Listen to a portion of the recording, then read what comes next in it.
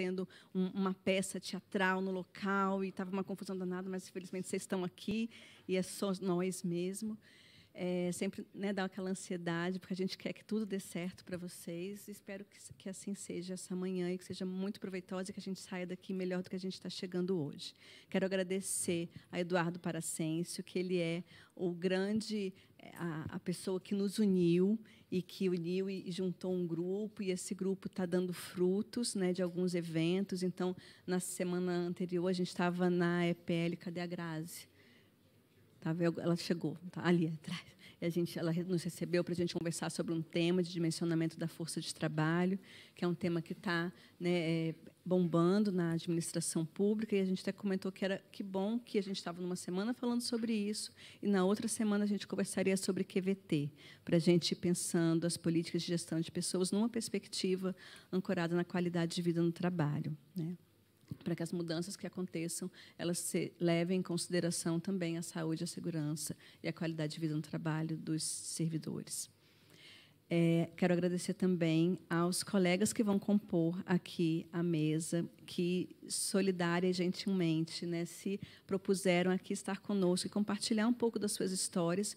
E a ideia é que aqui se conte não apenas o que tem se feito, que é muita coisa, mas também um pouco desse percurso, porque o caminho, todos vocês sabem que estão trabalhando, ele é cheio de obstáculos. Então, um pouco também desses desafios de como, né, superar esses percalços, e como não desanimar, e como, né, seguir se movendo nesse propósito maior da QVT no serviço público.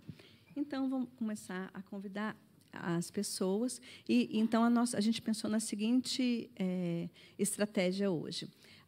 Nós vamos ter, então, a professora Carla, da UNB, que vai moderar. Vamos ter 4 cases, que vão ser, né, mais ou menos breves, 15 minutinhos. A ideia é que a conversa aqui ela seja um ponto de partida e não um ponto de chegada. Ninguém aqui vai dar conta de apresentar tudo o que faz. A ideia não é essa. E nem a gente vai conseguir terminar a conversa sobre isso na manhã de hoje. A ideia também não é essa. A ideia é que a gente, então, se conheça um pouco mais e que a gente possa seguir conversando daqui adiante. Então, essa primeira parte deve seguir mais ou menos até umas 10h30, e aí a gente faz um intervalozinho para tomar um cafezinho com pão de queijo, né, para a gente conversar um pouquinho, assim, né, se fazer um networking básico, e a gente volta e começa a conversar mais sistematicamente aqui dentro do auditório. Tá bom assim? E 12h, pontualmente, a gente finaliza. Tá bom? Sem terminar essa conversa, que fique bem claro. Agora, eu vou sentar aqui só para me organizar. Não vou sentar, porque senão vai caber todo mundo. Então, vou começar chamando, né, a professora Carla Antiloga, professora da UNB.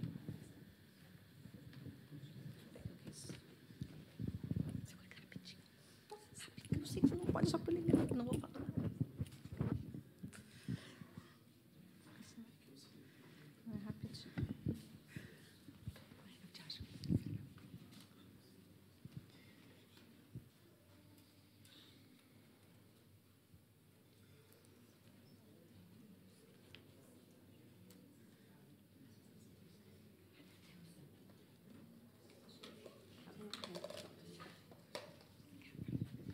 Vamos lá. Professora Carla, doutora em Psicologia Social do Trabalho das Organizações, com ênfase em qualidade de vida no trabalho, professora adjunta do Departamento de Psicologia Clínica e do Programa de Pós-Graduação em Psicologia Clínica e Cultura, coordenadora do Grupo de Estudos em Psicodinâmica do Trabalho Feminino.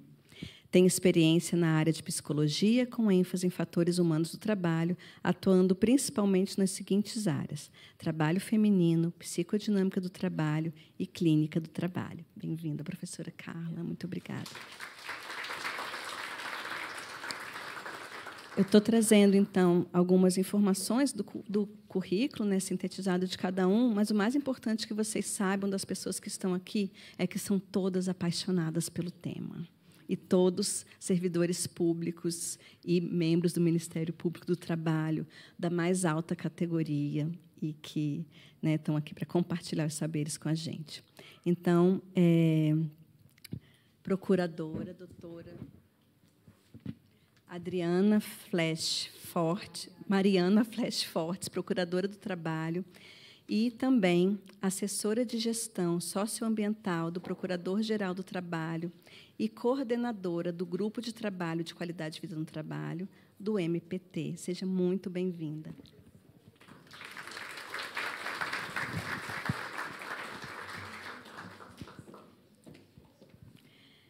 Caríssimo Kleber Dias, que é um baiano que agora nos dá a honra de estar em Brasília, graduado em Administração pela Universidade Federal da Bahia, gerente de gestão de pessoas da Agência Nacional de Transportes Terrestres, a ANTT, atuou como analista na Coordenadoria de Relacionamento Institucional da Embrapa e, enquanto profissional vinculado às atividades de extensão e pesquisa da UFBA, na Escola de Administração, atuou como assistente de pesquisa do Núcleo de Instituições e Políticas Públicas, UNIP.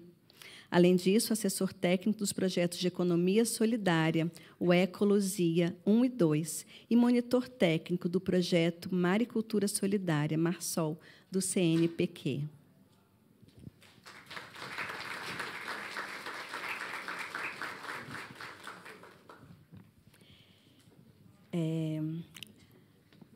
Bom, agora alguém aqui da casa.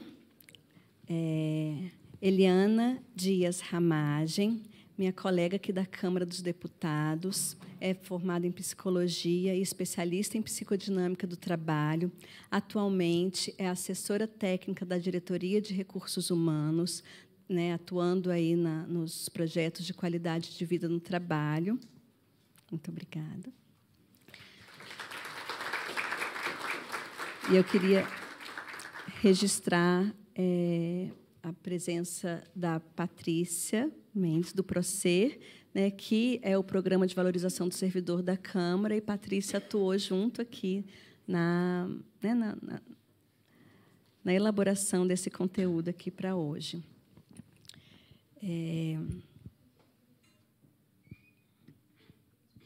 Gostaria agora de chamar a professora Tânia Gomes Figueira, analista em Ciência e Tecnologia do CNPq.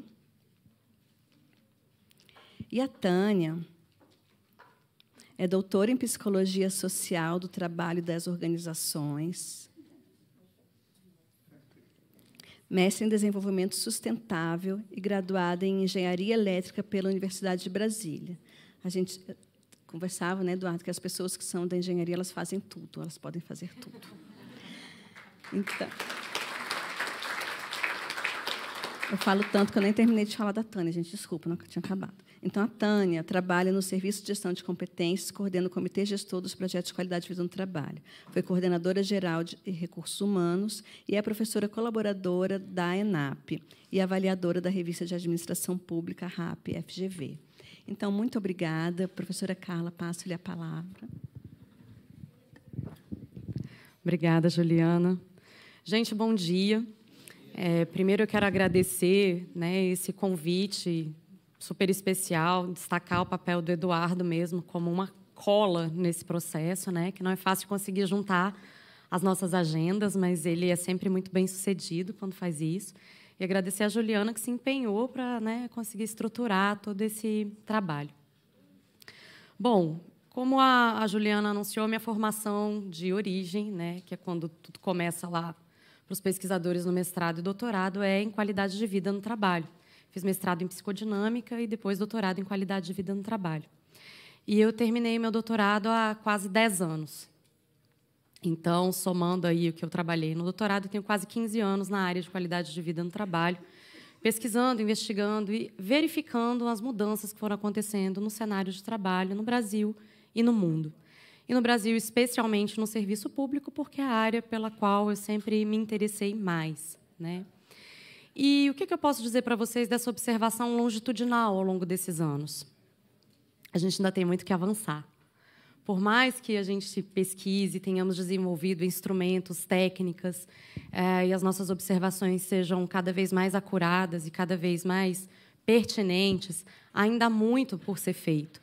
Isso não desmerece de maneira nenhuma a história que a gente construiu até aqui, que é muito bela, né? No Brasil, a gente tem uma história de qualidade de vida no trabalho que começa com outros pesquisadores, mas que vai se consolidar na figura do Mário César Ferreira, que foi o nosso orientador de doutorado, né? que desenvolve uma abordagem muito mais centrada no trabalho em si e nos trabalhadores, né? Uma perspectiva que vai trazer para o centro o olhar dos trabalhadores, o olhar dos gestores e as questões de organização do trabalho, não só a qualidade de vida no trabalho, que até então era feita e executada nas organizações, de maneira que a gente convenciona chamar na teoria de maneira assistencialista. Ela é extremamente relevante, mas para falar de qualidade de vida no trabalho, a gente precisa falar de trabalho. Não tem como falar disso sem falar do trabalho que é desempenhado pelas pessoas.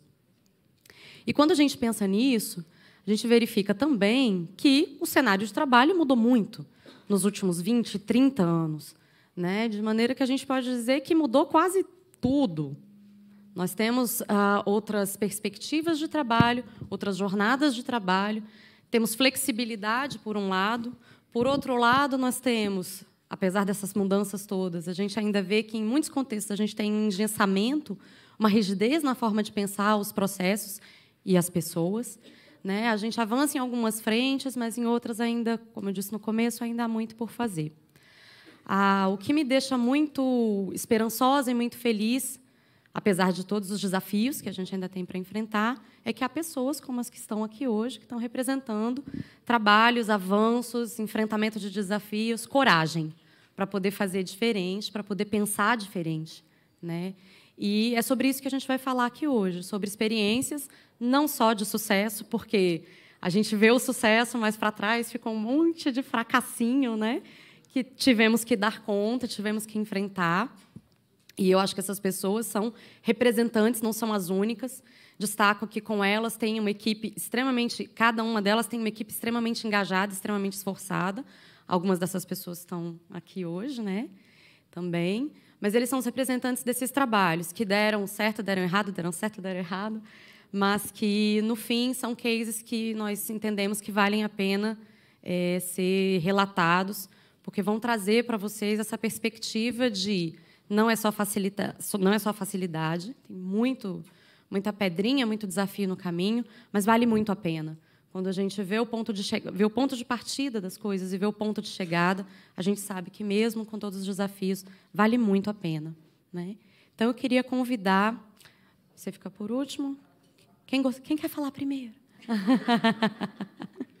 Eu gostaria de convidar o Kleber, da NTT, para contar um pouco da história do programa lá. Eu participei desde o começo, então é uma dupla alegria estar aqui com você de novo, Kleber. Bom dia. O slide sai agora? Isso. Pessoal. Deixa eu só abrir um pouquinho.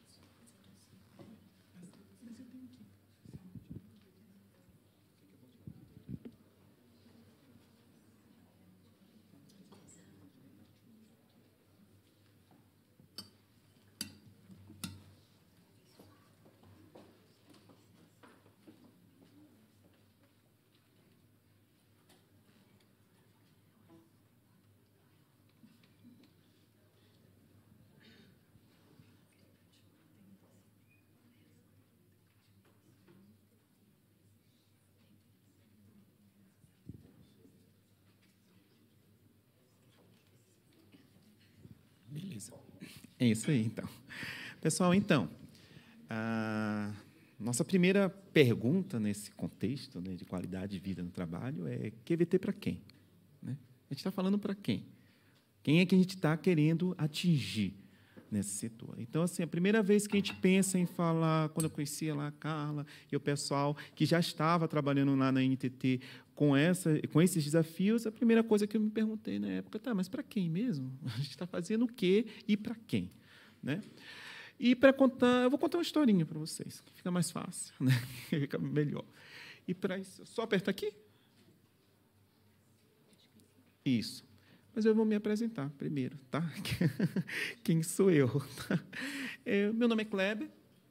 Eu realmente sou um entusiasta da gestão pública. Quando eu fiz a faculdade, eu tive a oportunidade de fazer área de concentração na minha graduação.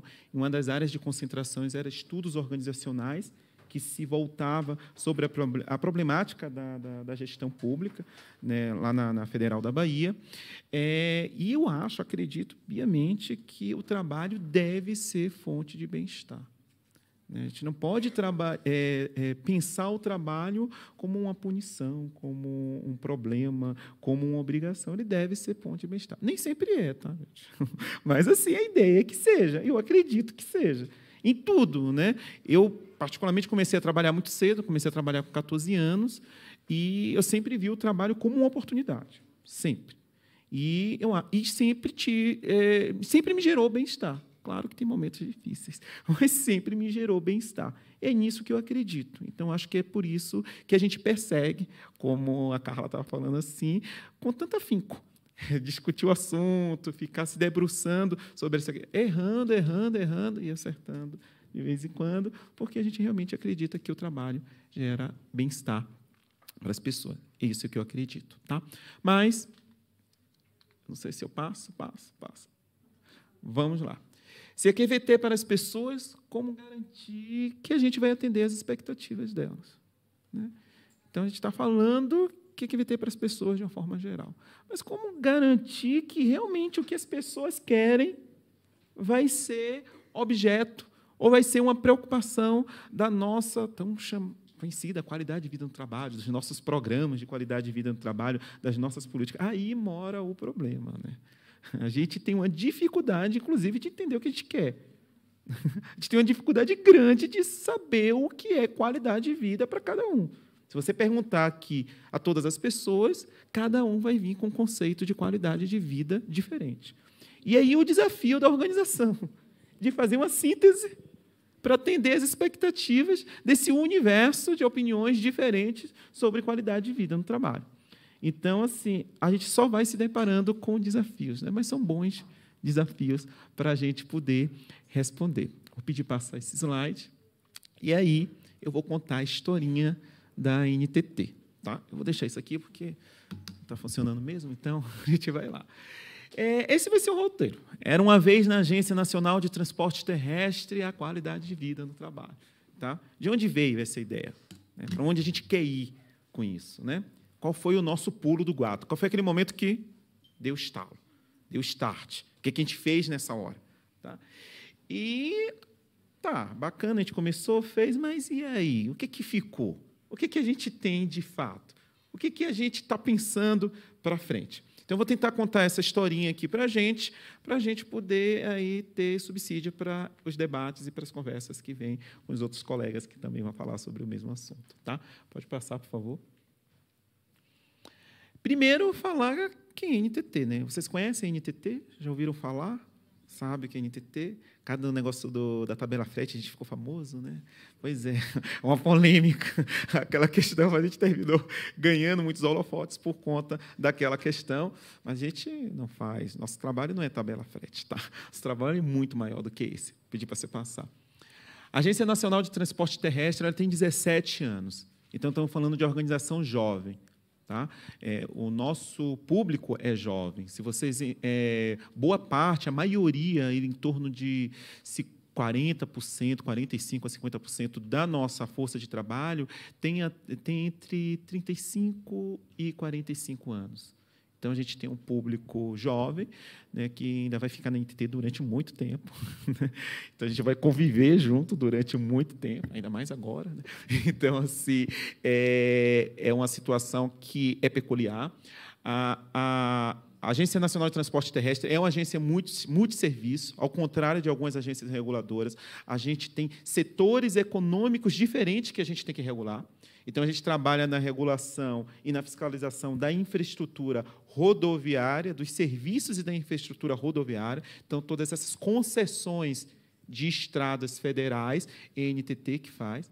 A gente também regula e fiscaliza, obviamente, né, os serviços e infraestrutura ferroviária. A gente hoje não tem um serviço amplo de transporte de passageiros em ferrovias, mas a gente tem o transporte de cargas, né, em alguns locais. Então, a gente também faz a concessão e fiscaliza esse serviço, a infraestrutura e o serviço. A agência também é responsável por toda a regulação relacionada a transporte de passageiros interestadual e internacional, um outro mercado completamente diferente, com players extremamente diversos de você trabalhar com ferrovias e com rodovias. Né? São mais de 3.500 linhas de transportes autorizados, interestadual e internacional. A gente não trabalha com transporte intermunicipal, não é a atuação do governo federal. Né? E a gente ainda é responsável por toda a questão da regulação do serviço de transporte de cargas. Então, toda aquela situação dos caminhoneiros, do cadastro desses caminhoneiros, dos transportadores autônomos, esse impacto sobre a política logística do país. Então, é meio difícil você perceber assim, caramba, uma agência que cuida de tantos mercados, mas é assim. Essa é a realidade, é o que a gente tem para hoje, e a gente está atuando dessa forma. Né? A gente tem hoje servidores, 1.236 servidores. Tá? E temos mais de 140 pontos de lotação espalhados pelo país. Isso é um grande desafio. Você trabalhar para atender um público que está espalhado em mais de 140 pontos de lotação. No meio da estrada, às vezes onde não tem nada, tem um posto de fiscalização da NTT. Naquela rodoviáriazinha lá tem um posto de fiscalização da NTT. E o servidor ele não pode ficar ali parado só para atender a gente. Ele tem que ir lá, fiscalizar o ônibus, a saída, os horários. E uma coisa interessantíssima, quando você conhece a NTT, que você vai, ela está em locais que, muitas vezes, nenhum outro órgão público está. E as pessoas não veem um serviço de transporte ou de regulação de transporte, vê o Estado. Então, ela vê o Brasil. E, muitas vezes, eu já fui em alguns postos que tem aquele brasão da República. Eu disse, tira esse brasão, gente, tira esse brasão. Porque o cara entra e diz, ai, meu Deus, chegou o Estado, vou entrar. E ele demanda qualquer coisa. Qualquer coisa ele demanda. Eu vejo o brasão, não importa o que você faz aqui. Aí já chega lá, estou com um problema. Aí, que problema é esse? Né? É o meu filho que sumiu. Oh, que pena, né? Mas, assim, eu não posso ajudar o seu filho que sumiu. Então, assim, termina tendo essa característica. Então, é um desafio a mais a gente pensar em qualidade de vida do trabalho. Tem locais da NTT que tem 1, 2 servidores apenas. A gente tem um posto em Uruguaiana, a Letícia e a Manu, que estão aqui, que eu acho que só tem um servidor lá, em Uruguaiana. Ele sai de férias, é difícil. Né? Aí a gente vai para o norte do país, a mesma coisa. Mas só tem a política de QVT que tem que dar conta disso tudo. Tá? O RH fica só em Brasília, tá, gente? A gente não tem RH nas unidades regionais. Tá? Enfim, então esse é o panorama. Tá? Falar muito mais sobre isso, não, só para vocês conhecerem um pouco. Vamos passar para frente. E aí eu vou contar a nossa historinha. Tentar ser bem rápido nessa historinha. Como é que começou? Antes de 2012, a gente tinha a NTT nova, então a gente foi criado em 2002, e o nosso primeiro concurso só foi em 2005, as pessoas começaram a entrar ali em 2006. Então, ali em 2012, a gente já tinha feito o segundo concurso, né? Já tinha gente, né? Tinha conseguido pensar algumas questões, e a gente tinha uma área que pensava na área de eventos. Era basicamente isso, não era qualidade de vida, era eventos. Né? E o pessoal trabalhava nessa perspectiva, e a gente tinha muito do que você já conhece, do chamado furor corporativo. A gente fazia algumas coisas, meio desconcentrada, uma data festiva, vamos fazer. O que você acha de botar todo mundo para fazer uma ginástica? Faz todo mundo uma ginástica. Aí faz uma ginástica um dia, no outro dia, aí passa 3 meses sem fazer qualquer outra coisa. O Dia das Mães, corre, a gente faz alguma coisa. Não que mudou muito em relação a esse corre. Tá? A gente continua correndo para fazer tudo. Mas era meio sem uma diretriz. E a gente fazia. E um pessoal que já estava lá, se incomodou com essa situação, conheceu um trabalho que a Anatel tinha iniciado com o pessoal da UNB, do Ergo Public, na época, né, que tinha o professor Mário César, a Carla, a Verusca, tantos outros parceiros da UNB, e eles se encantaram com esse processo e chamaram o pessoal da UNB para poder ajudar a gente, porque a gente queria construir aquele big programa de qualidade de vida no trabalho. Né? Você sabe que assim, a gente nunca pensa baixo, né? Servidor público entra no serviço público achando que vai fazer a política pública do Estado. Né? Aí, depois, ele acha que vai ser o diretor do órgão. Né? Então, ele vive de sonhar. Né? Então, ele vai sonhando. E a gente não poderia ser diferente. A gente vai arrebentar a boca do balão. Vamos fazer um daqueles programas assim que não vai dar para ninguém. Né? E para isso, a gente tem que ser participativo. Vamos fazer um mega grupo. A gente adora, serviço público adora grupo. Né? Quer fazer alguma coisa, faz um grupo. Né? Não sei se sai alguma coisa, mas assim, aí faz um mega grupo. Né? A gente vai, se reúne junto, aí fizemos todo mundo um curso. Eu não era do RH na época, mas eu já gostava do negócio do grupo. Né? Aí eu entrei nesse grupo, me convidaram, aí entrei nesse grupo, a gente participou, fez uma formação, a Carla fala disso, sobre toda aquela perspectiva da abordagem contra-hegemônica de QVT, que é a nossa linha condutora aqui, e formou um grupo, e fizemos uma política, e fizemos um programa. Programa, assim, gente, de dar inveja. Eram 22 ações para fazer em 1 ano e meio. Porque a gente é muito bom, tem muita gente, tá? A gente é muito rápido, o negócio lá é assim, pensou, fez, né? E a gente botou coisas assim que nenhum diretor estava pensando em fazer, mas a gente pensou. Né? E aí a gente botou 22 ações lá, e a gente pensou uma coisa melhor ainda, vamos ser extremamente democráticos e participativos. Não importa onde você trabalha, você vai agir pela qualidade de vida. E pegou gente de todas as áreas. Era um grupo imenso, cheio de titulares, suplente, aquela coisa. Né? Sabe aquela coisa que você faz uma reunião, a sala não deu? Era assim. Né? Agora, imagine trabalhar assim. Tá? Resumo da ópera. Né? De 22 ações, a gente conseguiu, a muito custo, fazer 8. Dentro desse 1 ano e meio. Né? Muito custo mesmo. Né? E te digo, daqueles, 17 pessoas, 18 pessoas que tinha no comitê, né? Umas 3 trabalhavam. Então, assim, a gente estava tendo uma proporção boa, né? 3 fez 8, né? Pensando, então, enfim. Aí a gente percebeu isso e a gente começou a fazer revisões. Tá? Fizemos uma revisão em 2017, com um processo mais pé no chão. Vamos fazer coisas agora que o RH dá conta de fazer e que a gente não vamos chamar ninguém de fora, porque não deu certo, vamos tentar fazer nós. E aí, nesse processo, a gente fez um processo que a gente focou nos produtos que o RH poderia estar oferecendo para os servidores. Tá? E agora a gente fez, de novo, né, Carla, que nos ajudou, o inventário de QVT no final do ano, e a gente está saindo com um novo programa esse ano de novo, que já vai ser bem diferente daquela primeira revisão. Eu vou passar cada tempo.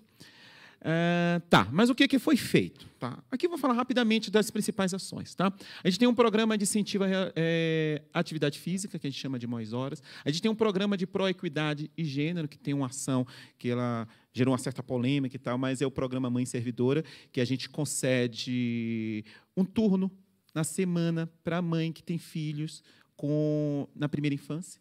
Então, aquelas mães que têm filhos menores de 7 anos, ela tem uma manhã, uma tarde na semana para ficar com seu filho.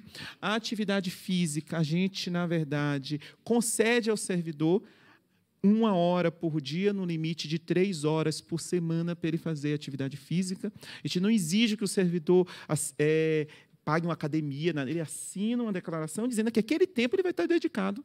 Ele tem boa fé, né, gente? Temos, né? Então, assim, ele está falando, a gente está acreditando. Então, ele vai fazer atividade física, né? 1 hora por dia, no máximo 3 horas por semana. Tá? A gente tem uma ação que ela é nova, ela é bem incipiente, mas a gente está conseguindo, que é o GEPS com você. A gente sai daqui, que é a unidade, como eu falei, tudo aqui em Brasília, tenta ir nas pontas entender a realidade de quem está lá.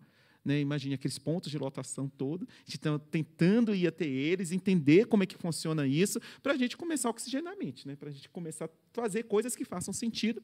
A gente tem a pesquisa de QVT, que ela agora tem uma periodicidade, a gente ficou um tempão sem fazer, e agora a gente estabeleceu que é de 2 em 2 anos, para a gente poder ter essa avaliação. É o inventário. Próximo inventário a gente vai fazer sozinho, só vou mandar e-mail para a Carla pedindo ajuda. O intercâmbio funcional é uma experiência muito legal. A gente já está na 3ª, 4ª edição, que a gente faz uma experiência de trabalhar em outra área. Passe uma semana trabalhando em outra área, entenda como isso, principalmente nas unidades regionais. Então, pessoas que estão lá, vêm para cá, passam uma semana aqui, pessoas que estão aqui, passam uma semana lá, para a gente entender como é que essa coisa funciona, essa dinâmica, e a gente garantir essa integração, né? A gente tem um desenvolvimento de liderança, era uma questão muito pedida, ainda é, parece que a gente nunca acaba de fazer isso. Mas, assim, a gente fez agora um programa mais contínuo, que a gente está trabalhando na perspectiva do coach, né, que passa um ano todo, todas as lideranças fazendo um programa contínuo. Então, ele começou ano passado, por exemplo, em fevereiro, acabou em novembro. Então, a gente tem várias coisas. E agora, esse ano, a mesma coisa. São vários encontros, todos os líderes participando. Aí, você diz todos, vamos dizer que é todos, tá? Tem gente que nem vai. Mas é onde teve o pulo do gato. Onde é que o negócio rolou, aconteceu, nesse processo todo, né? É quando a gente começa a perceber que a gente trabalha numa abordagem contra-hegemônica. A gente tem um olhar sobre o trabalhador. E, às vezes, a gente não percebe isso.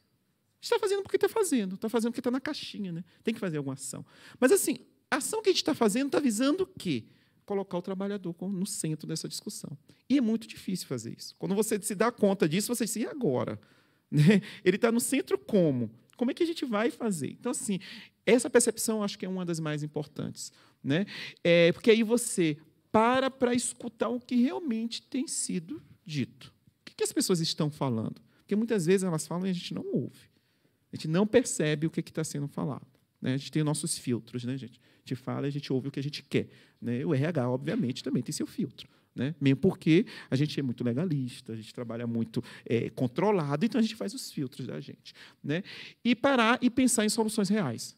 Porque, assim, é um desafio que a gente está hoje. A gente estava fazendo um programa, teve uma hora que eu disse, gente, espera aí, a gente está respondendo as questões que os servidores estão fazendo com essas ações que estão desenhadas aqui? Eu acho que não. Então, para que a gente vai fazer isso? É procurar trabalho para a gente não atingir problemas? E não adianta fazer as 22, vamos fazer 4. Mas 4 que, pelo menos, respondam as questões que estão aparecendo, que está a coisa. Então, vamos parar tudo, pensar direito, para tentar fazer algo que atenda. Tá? Vou tentar ser mais rápido ainda, correr aqui. Pode passar, por favor. E agora a gente tem um novo programa que vai ter basicamente essas dimensões aí, tá? Relacionamento interpessoal, gente, assim, bombou. Problemas de relacionamento, de não consigo conversar com minha chefia, não consigo conversar com meu colega, e não sei mais o que fazer, e não adianta a gente falar que vai fazer um curso e vai resolver. Não vai, a gente já fez um bocado. Tem que ter uma ação que lide com essa questão. A gente tem pensado aqui em algumas ações como o atendimento psicossocial, que é um processo que a gente já está andando. A gente não tem médico no nosso quadro, a gente não tem profissionais dessa área nesse quadro, a gente realmente está tendo que contratar um serviço de atendimento psicossocial, né, que vai ser feito um piloto aqui na sede, psiquiatra, psicólogo e assistente social. A ampliação da meritocracia, esse é um grande problema. Tá? As pessoas ainda não vêem o espaço da gente meritocrático do jeito que ele deveria ser. E a organização do trabalho. A gente ainda tem muita discussão sobre essa questão. O meu trabalho não é eficiente, eu sou sobrecarregado, tem gente que não faz nada, essa distribuição, essa percepção do trabalho realmente é um problema ainda para a gente vencer. E eu acho que os desdobramentos é o seguinte, a gente tem sido mais, quando a gente abre esse canal, a gente é demandado mais por orientações. E tem um espaço de fala aqui ampliado. E a maior interação com os servidores. Então, o RH ele ganha esse desafio quando a gente realmente se abre para essas questões. Vou passar rapidinho. Cena dos próximos capítulos é estabelecer conexões. Gente, isso aqui é o fundamental. A gente percebeu que toda vez que a gente abre um canal, estabelece essa conexão, a gente, na verdade, faz uma revolução mental, né? Porque você tinha certo, porque a gente tem certeza de tudo, né? Tinha certo que o problema era aquele. Você estabeleceu conexões, aí que você começa a ter dúvida. Né? Depois você diz, caramba, eu estava completamente fora da caixinha, não estava vendo nada. Né? Mas é porque a gente estabeleceu essa conexão. Né? E conquistar parceiros. Não tem como trabalhar a qualidade de vida e trabalho sem parceiros. E parceiros de todos os lados. Tá? Normalmente, a gente não tem dinheiro, tá, gente? A gente faz tudo na boa vontade. Então, a gente tem que ter parceiro. Esse ano, a gente conquistou um parceiro aqui, próximo de vocês, que foi o Senado. Né? O Senado está ajudando a Procuradoria da Mulher do Senado. A gente fez um evento muito bonito na Semana da Mulher, e esse evento não acabou. A gente está fazendo visita a todas as unidades regionais da NTT, levando os temas que foram eleitos por ele: ascensão profissional, saúde e violência contra a mulher. São os 3 temas, cada unidade regional escolhe um tema, e a gente está viajando. A Rita Poli, né, que é do Senado aqui, excelente, faz toda essa dinâmica sobre saúde da mulher, e ela está indo nas unidades regionais, foi a mais voltada, como a Alessandra, foi o tema mais requerido pelas unidades, a ascensão profissional também, e a violência, que aí é a nossa equipe mesmo que está fazendo esse trabalho. Aprendemos e estamos nos multiplicando agora. Tá? E, assim, eu acho que o maior desafio, a aprendizagem, é sempre se olhar para o futuro. Gente, olhar para trás, a gente vai fazer tudo igual. Olhar para trás é só para dizer que a gente, né, aprendeu. Se a gente quiser continuar fazendo as coisas da mesma forma, a gente vai chegar aos resultados que a gente já chegou. Se a gente quer resultado diferente, a gente tem que pensar diferente e olhar para frente. Então, assim, eu acho que esse é o maior aprendizado, é quando a gente olha para frente e, vamos dizer, muito risco, muito erro, mas é muito melhor a gente arriscar, né, mas na convicção de que a gente está buscando algo diferente, algo melhor do que a gente ficar na comodidade de fazer a mesma coisa. Então, em breve, a gente vai ter mais um novo programa, com mais foco ainda, voltando mais ainda para as soluções, e eu acho que a gente tem avançado. E todo o resultado que a gente tem na área de qualidade de vida no trabalho, lá é o resultado de uma equipe, tá? De um trabalho. Tem 3 pessoas da equipe que estão aqui hoje: a Alessandra, a Letícia, a Manu, né? Tem o Guilherme e a Micheline, que há muito tempo trabalham nisso. E são pessoas realmente engajadas em buscar fazer o melhor para a gente oferecer, a melhor coisa. Não tenho nenhuma restrição da nossa diretoria. Tá? Eu nunca teve a diretoria dizer assim, não vai fazer. Nunca tive. Tá? Então, assim, a gente também tem essa parte. Boa, a diretoria ela não cria problemas em relação às ações de qualidade de vida no trabalho. Tá? E, para acabar, eu chamo vocês para tomar um cafezinho conosco lá na NTT. Tá? Essa é a minha equipe. Tá? Não está toda ela aqui, não, mas essa aqui é uma parte especial da nossa equipe, e vocês estão todos convidados para conversar com a gente, bater um papo, tomar um café. A mais coisa a gente faz no serviço público é tomar café. Né? Então, pessoal, é isso. Muito obrigado. Tá? Desculpe se eu estourei o tempo um pouquinho. Tá?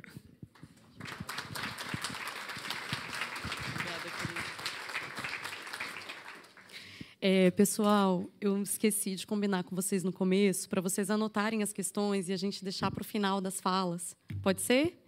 Eu queria comentar, Kleber, assim, primeiro agradecer pela sua fala, que eu acho que foi bem representativa do nosso processo lá. Eu não trabalho na NTT, né? Mas assim, quase que eu trabalho na NTT, porque a gente já fez tantas coisas juntos.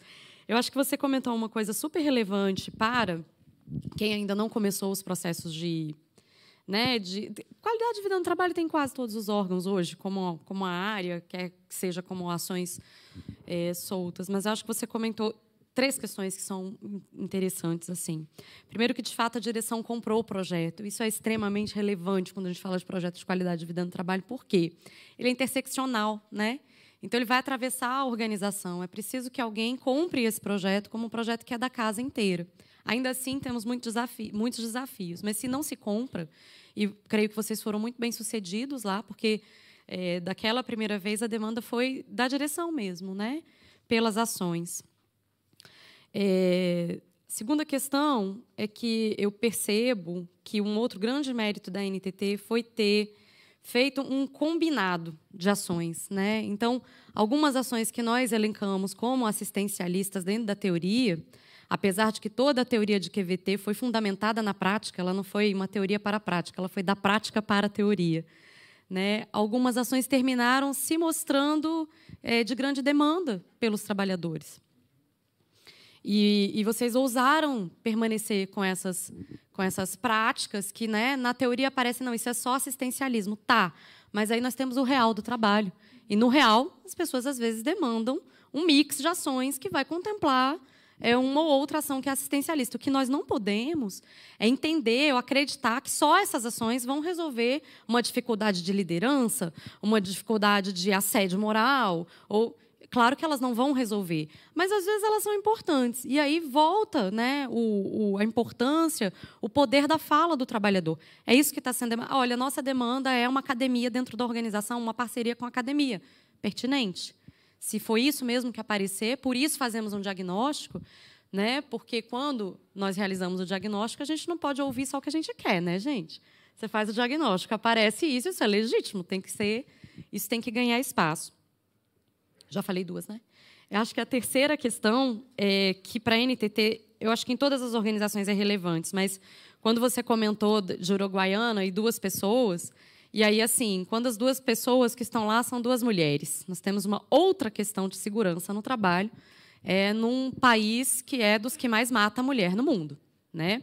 Então, é claro que vocês ouviram o meu currículo, tem um foco hoje maior no trabalho feminino, e eu acho que vocês também ousaram, isso foi uma vanguarda, a, de verdade, tocar nessas questões, né, de maneira muito apropriada e legítima.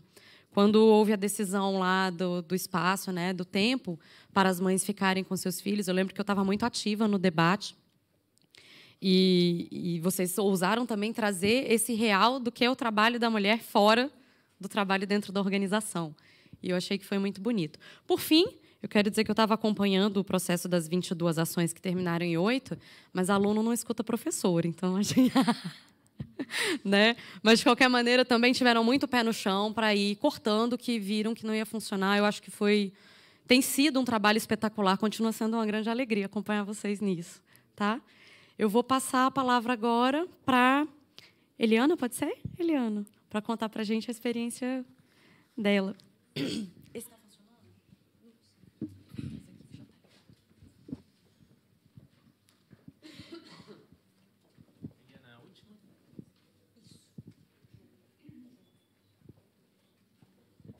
Bom, primeiramente, meu bom dia a todos.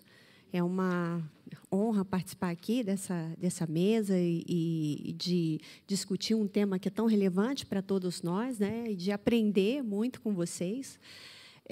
Eu vou falar sobre a qualidade de vida no trabalho, o trabalho que é desenvolvido na Câmara dos Deputados, né? Nós temos uma longa história, uma longa trajetória aí nessa questão do QVT. Na verdade, aqui na Câmara nós tratamos do SSQVT, né? Saúde, Segurança e Qualidade de Vida no Trabalho. Um longo caminho que percorremos até aqui. Bom, e ele começou em 2002, houve a mudança na direção geral, e com essa nova direção buscou um novo olhar, um novo foco, né? E sentiu a necessidade de escutar os servidores e suas demandas. É muito difícil a gente gerenciar o que não conhece, né? Então, a gente, muitas vezes, trabalha em cima daquilo que é prescrito, do trabalho prescrito, mas não escuta o servidor e as suas demandas, que aí sim nós vamos conhecer o real do trabalho. Né? Então, naquela época, foi realizada uma pesquisa, né, metodologia de um grupo focal, com 70 servidores de diferentes setores, analistas, técnicos, legislativos, com e sem função, para que eles trouxessem e falassem um pouco sobre os problemas existentes na Câmara dos Deputados e que eles gostariam de que fossem tratados. Bom, uma das sugestões apresentadas naquela época era a criação de um setor que tratasse da gestão de pessoas, não somente da gestão funcional, mas que tivesse um olhar para as pessoas, e aí surgiu a Diretoria de Recursos Humanos em 2003.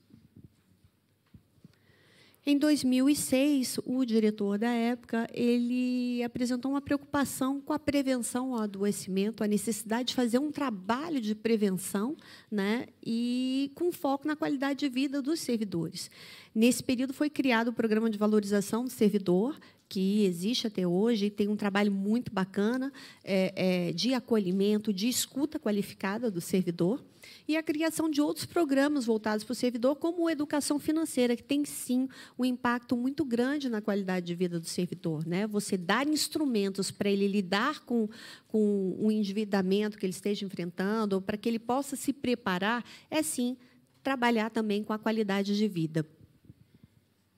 Em 2008, foi realizada uma pesquisa sobre saúde e qualidade de vida, né, com 1.300 servidores, à época, que trouxeram também informações muito importantes para desenvolver programas voltados para o SSQVT, né? Na área de saúde, também houve uma mudança no olhar, deixou de ser tão assistencialista, né? E começou a trabalhar fortemente com a prevenção. Surgiu também, um pouco depois, o pessoal da medicina do trabalho, né? Que vem realizando desde então um trabalho muito forte, com foco no servidor, né?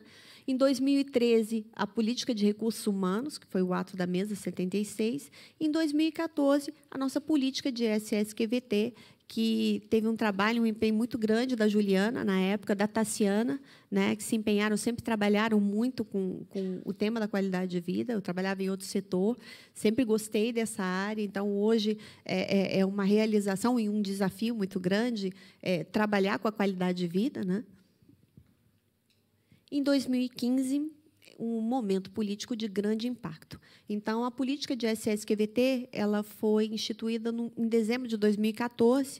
Em 2015, um momento político, e a Câmara ela tem uma particularidade, ela trabalha com a agenda política, ela trabalha com a movimentação política, que é imprevisível, né, no nosso país. Então, medidas de grande impacto sobre o servidor, como o estabelecimento de uma jornada de trabalho de 8 horas e meia, né?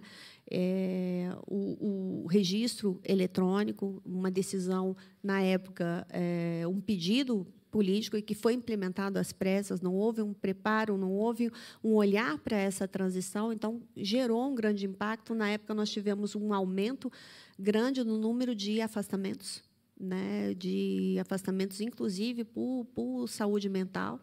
Houve um pico em 2016, e depois começou uma queda em 2017, em 2018, mas isso teve um grande impacto, e as ações que foram inicialmente programadas tiveram que ser revistas, né? Então, teve um impacto nesse trabalho do SSQVT. Em 2018, no final de 2018, nós aplicamos uma pesquisa de clima exatamente para dar voz ao servidor. Então, foram trabalhadas 7 diferentes dimensões. Esse foi um trabalho conduzido pela Diretoria de Recursos Humanos, juntamente com o Programa de Valorização do Servidor, né, com o objetivo de dar voz, né, de conhecer um pouco a percepção dos servidores. Claro que isso tem que ser feito com uma análise do cenário também, né, do cenário que nós vivemos atualmente, e trouxe uma gama muito grande de informações. A partir daí, a política de recursos humanos, a Diretoria de Recursos Humanos, ela conseguiu que a pesquisa de clima, por meio de uma portaria do diretor-geral, fosse institucionalizada, ou seja, como um meio um instrumento que deva ser aplicado bienalmente, né? Naquele período, nós fizemos uma opção, a Câmara é um universo, né? Nós temos servidores efetivos, cerca de 2.800 servidores efetivos, mais ou menos 1.600 ocupantes de cargo de natureza especial. Nós temos os terceirizados, nossos colaboradores, nós temos os secretários parlamentares. Então, nós temos mais de 10.000 pessoas que trabalham na Câmara dos Deputados e com diferentes vínculos. Esse primeiro ciclo de pesquisa, nós optamos por fazer com os servidores efetivos, com os terceirizados que tivessem e-mail institucional e também com os ocupantes de cargo de natureza especial. Por que não com os secretários parlamentares? Porque foi o final de uma legislatura, há uma rotatividade muito grande, então, nós estaríamos pegando a percepção de um grupo que teria uma grande rotatividade, né, e que também tem demandas diferentes, que nós temos que ter um olhar para elas, apesar de a administração ter um alcance mais restrito em relação a essa categoria funcional. São pessoas que elas se reportam ao parlamentar, né, tem um outro tipo de vínculo, mas nós queremos, e essa pesquisa vai ser aplicada no final deste ano, com esse grupo funcional. A nossa intenção também é trabalhar com estagiários, trabalhar com pró-adolescentes, para que nós tenhamos, sim, o registro da percepção de todas essas diferentes categorias que trabalham na Câmara dos Deputados. Então, esse trabalho trouxe uma gama de informações muito grande. E a nossa intenção é envolver a todos, envolver os gestores, porque é fundamental, né? Então, foram desenvolvidos relatórios temáticos, foram desenvolvidos relatórios setoriais, e foi desenvolvido um relatório geral. No relatório setorial, houve um comparativo da média da percepção dos servidores da Câmara com a percepção dos servidores daquele departamento, daquele setor, para que o gestor possa, juntamente com a equipe, desenvolver projetos e ações voltadas para o seu setor, né, e que tragam, sim, no futuro, porque, como essa pesquisa vai ser aplicada novamente em 2020, para que a gente possa perceber o andamento dessas ações ou o desenvolvimento daquele setor com aquelas ações. Então, uma forma de avaliar as ações que serão implementadas, né? E, em 2019, nós estamos num período de reformulação, né, dos programas de SS-QVT e também de equidade. Nós temos um comitê gestor pró-equidade, que é coordenado atualmente pela Clarissa, do PROCE, e nós percebemos a necessidade de trazer o tema do equidade. Ele faz parte da nossa política de SS-QVT, mas trabalhar isso mais fortemente, né? E também desenvolvemos um painel de estudos sobre os afastamentos, né, que ocorrem, os tipos de afastamento que ocorrem na Câmara dos Deputados. Bom, o nosso objetivo, né, é trabalhar o bem-estar do servidor, aliado à produtividade, né, equilibrar essa balança. Bom, aí eu vou falar rapidamente sobre os objetivos da nossa política de SS-QVT, promover a saúde integral, a saúde do servidor física, psíquica e social. Então, o departamento médico tem um trabalho muito forte de prevenção, prevenir acidentes e agravos à saúde relacionados ao trabalho. Nós tivemos um grande avanço com a engenharia de segurança, que tem um trabalho muito bacana. Os servidores e colaboradores da Câmara dos Deputados, eles estão submetidos a diferentes riscos. Nós temos pessoas que trabalham na gráfica, pessoas que trabalham nos escritórios, pessoas que trabalham com obras. Então, precisa de um olhar, é um trabalho transversal. A engenharia de segurança atua muito bem nessa área, tem conseguido grandes avanços. E aprimorar a qualidade de vida no trabalho, olhando também para o tipo de trabalho, para o contexto de trabalho. Os princípios da nossa política, que é a precedência de ações de promoção, é um trabalho forte de promoção e prevenção. Corresponsabilidade, porque, na verdade, o QVT ele não é uma responsabilidade somente dos gestores, mas de todos nós. Então, você faz parte, cada um de nós faz parte e deve contribuir, né? Tem a sua responsabilidade em tornar um ambiente de trabalho mais agradável, acessível. Nós temos também um trabalho muito forte da coordenação de acessibilidade e de sustentabilidade, que trazem também um retorno muito grande para a instituição, principalmente para os servidores. E a participação na construção de soluções. Então, esse é o objetivo da pesquisa de clima, é que as soluções sejam trazidas pelo gestor em conjunto com seus servidores. As diretrizes, que é promover informações sobre SS-QVT, estimular a participação do público-alvo, sempre em conjunto, é o nosso objetivo. Estabelecer uma cultura de SS-QVT nos projetos e processos e aperfeiçoamento contínuo dos contextos de trabalho.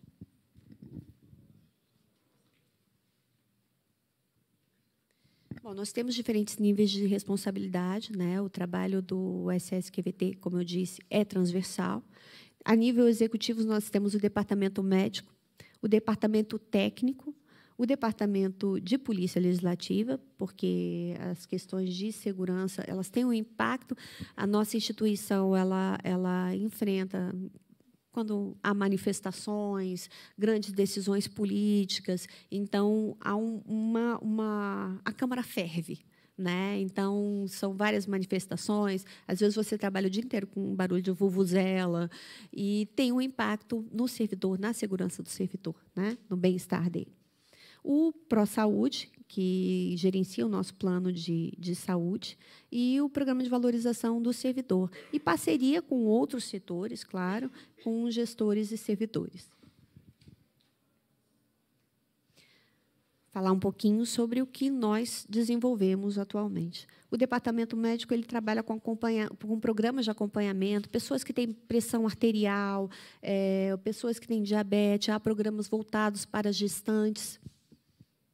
O programa de saúde no trabalho, que ele realiza atendimentos com pessoas que trazem situações do contexto de trabalho que causam impacto na sua saúde, né? Então, é importante nós conhecermos, é importante orientar os gestores, conhecer esses setores para reavaliar até mesmo a tarefa, né? Já que existem setores em que a tarefa pode ter um impacto muito grande na saúde do servidor, então eles trabalham com isso, trabalham com restrições laborais, com a avaliação de jornada para pessoas que estejam adoecidas.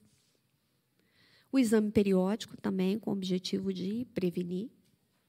Campanhas de vacinação, campanhas de prevenção, então, são realizadas todo ano, campanha de prevenção ao câncer de mama, ao câncer de tireoide, ao câncer de próstata.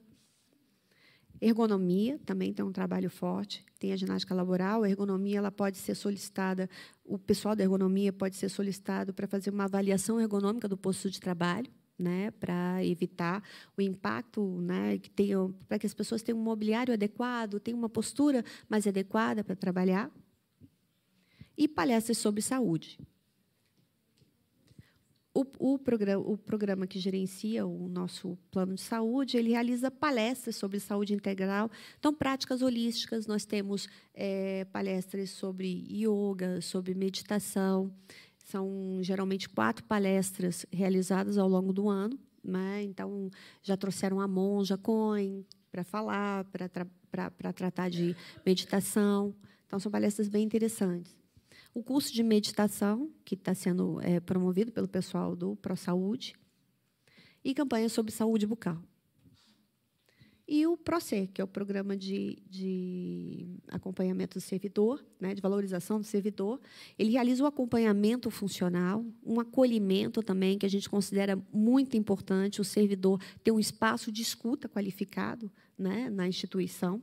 O programa de educação financeira, que eles tocam também.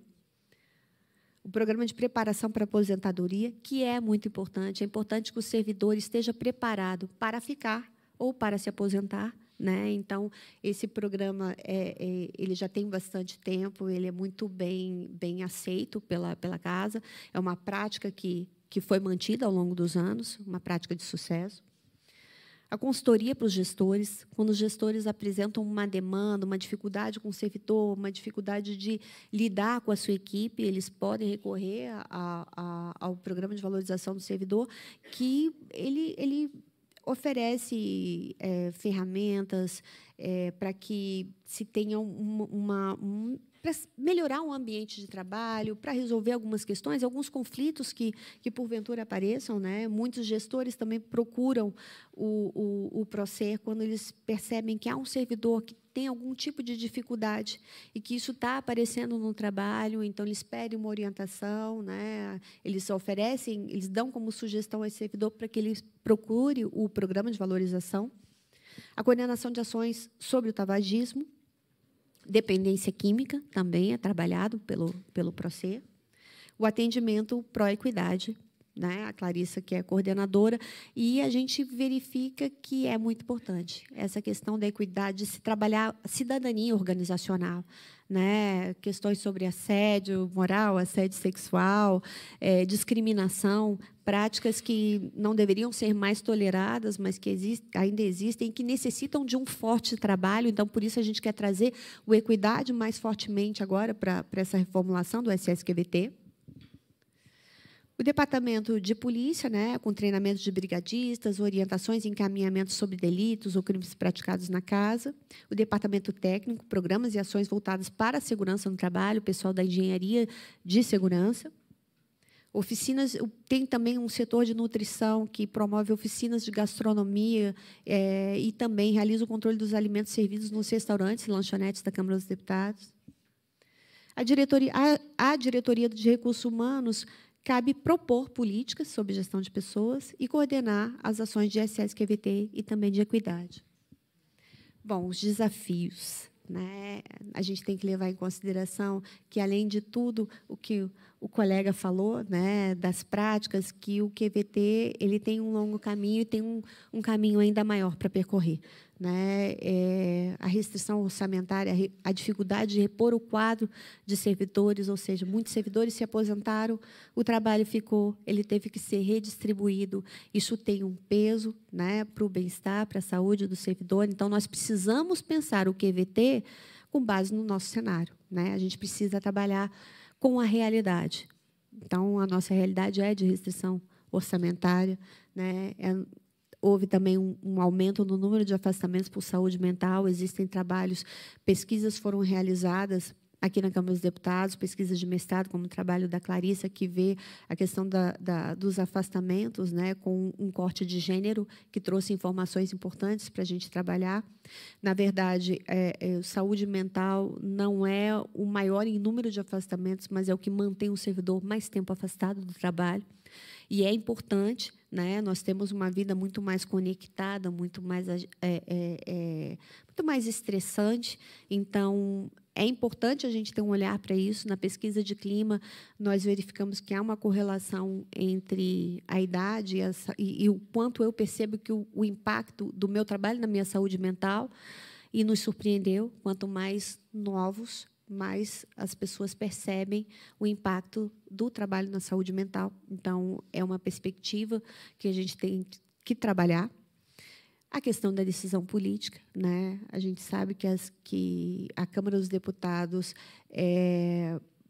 você, às vezes, batalha para trazer políticas voltadas para a gestão de pessoas, mas que esbarra na decisão política, né? Então, isso dificulta bastante o nosso trabalho, não que nós não sejamos persistentes, né? E continuam as propostas, continuam as ações.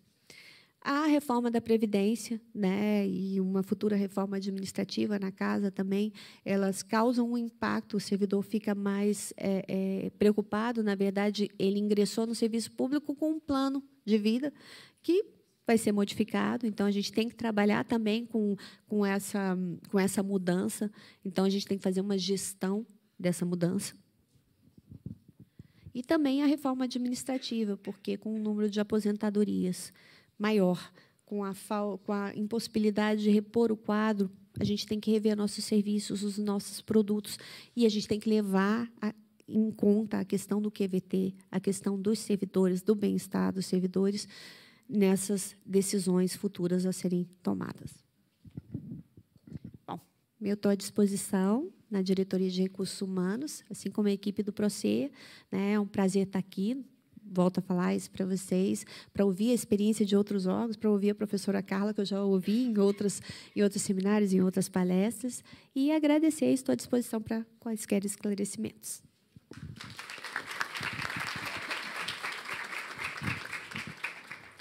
Obrigada, Eliana. Queria comentar... Ops, desculpa. Primeiro, queria pedir desculpa porque eu me ausentei, mas eu precisava tossir e não ia ficar bonito no vídeo. Acho que é interessante do começo do trabalho de vocês, aqui na Câmara, né? Que é a questão do diagnóstico feito de maneira... feito com multimétodos, né? Porque vocês começam utilizando o grupo focal. Eu acho que essa é uma prática que vem acontecendo nos órgãos. A gente tem um instrumento, né, proposto pela Ergonomia da Atividade, que é o Inventário de Avaliação de Qualidade de Vida no Trabalho, mas é importante a gente destacar que ele não é a única forma de coletar dados. Então, às vezes, o órgão quer fazer uma pesquisa, mas não tem dinheiro, não tem inserção, não tem como fazer isso com o inventário. Use outros métodos. A gente tem a ciência, né? Os métodos científicos, a gente tem uma disponibilidade imensa. E quando você me falou do grupo focal, eu lembro, né? Eu trabalhei com outras pessoas que estiveram no programa lá na UNB, e eu lembro disso, dessa opção de vocês, eu acho que foi muito interessante. Uma outra coisa que eu queria comentar é a importância do relatório setorial que vocês fizeram. Porque, assim, numa organização, ainda mais desse tamanho, a gente tem vários mundos, né? Tem céu, tem inferno, purgatório não tem mais, mas às vezes tem, né? Mas nós temos uma miríade, são muitos universos.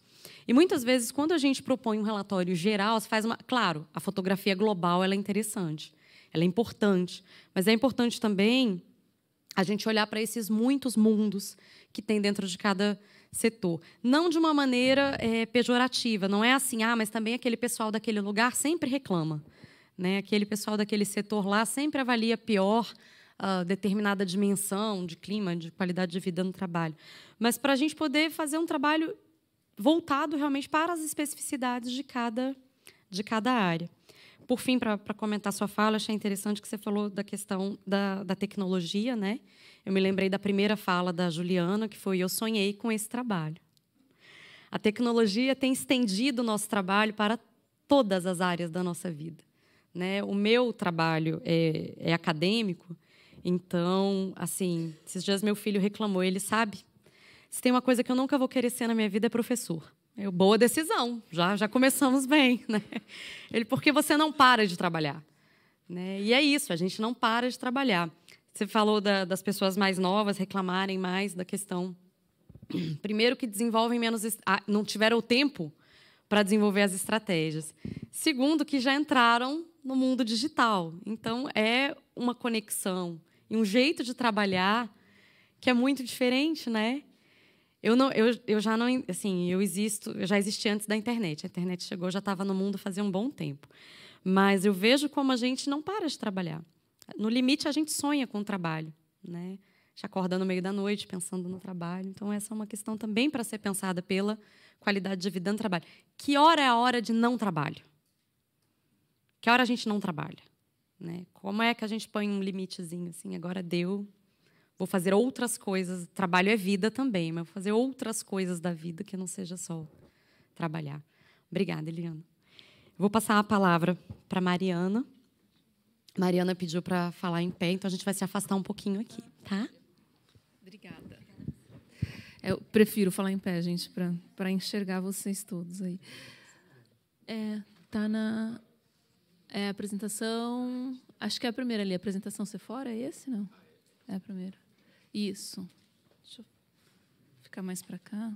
Você quer que eu passe ou você quer passar? Se você puder passar. Ou então eu passo, eu fico aqui do lado já. Bom, gente, primeiro, bom dia, né, a todas e todos. Quero agradecer aqui o convite que foi feito para o Ministério Público do Trabalho participar desse evento. É uma honra a gente poder estar aqui. Eu quero dizer que eu estou só representando uma equipe, que a gente tem uma grande equipe dentro do MPT que cuida da nossa qualidade de vida do trabalho, né, o GT. Ele está aqui representado também pela Ana Cláudia, o Vinícius, que está ali em cima, e eu vi que o Isaías também chegou. Então, a gente tem uma equipe dentro da instituição que trata desse tema. Eu estou só representando o Ministério Público aqui. Então, pode passar, por favor. Só para também situar vocês, eu acho que a nossa história acaba sendo parecida de todos os órgãos, né? Isso é legal porque a gente pode trocar muita informação, né? Então, vou primeiro dar uma situada no que é o Ministério Público do Trabalho. Então, a gente é um órgão a gente é Ministério Público, né? Então a gente não é nenhum dos 3 poderes no serviço público. A gente está lá na Constituição como função essencial, né, a justiça. Então, a gente acompanha, a gente trabalha muito com o judiciário, a gente é praticamente um paralelo do judiciário. O Ministério Público do Trabalho ele é um ramo do MPU, né, que é o Ministério Público da União. O Ministério Público da União tem 4 ramos, que é o Ministério Público Federal, mais famoso, talvez, nós, o Ministério Público do Trabalho, o Ministério Público Militar e o Ministério Público do Distrito Federal e Territórios. Tá? Então, nós somos um dos ramos do MPU. Nós somos uma instituição espalhada pelo Brasil inteiro, então a gente tem unidades em todos os estados do país, né? Então, isso também demanda todo aquele trabalho parecido da NTT que a gente tem. Nós temos um compromisso interno de tratar de QVT, porque a nossa função, né, nosso trabalho, nossa atividade fim é fiscalizar órgãos, instituições, empresas nas matérias trabalhistas, né? Então a gente fiscaliza tudo que é demanda trabalhista na sociedade brasileira. Então, questões de trabalho infantil, trabalho escravo, inclusão de pessoas com deficiência no ambiente de trabalho, saúde e segurança do trabalho dentro das empresas, né? Tudo isso a gente faz a fiscalização, é essa a nossa razão de existir. Então, nada mais coerente do que a gente tratar também da nossa casa, né? Da gente ter dentro de casa um ambiente de trabalho saudável, pessoas com relacionamento interpessoal saudável, não ter práticas de assédio moral, a gente ter uma boa inclusão das nossas pessoas com deficiência, dos nossos trabalhadores com deficiência dentro da nossa instituição. Então, assim, a gente tem que fazer o nosso dever de casa para a gente poder ter legitimidade de atuar aí fora, né? Então, a gente também entende que a QVT, bem feita, a gente pode entregar melhor um resultado para a sociedade, porque essa é a nossa razão de existir. O nosso trabalhador interno, estando bem, ele vai entregar um resultado melhor. E é isso. Então, pode passar para o próximo, por favor.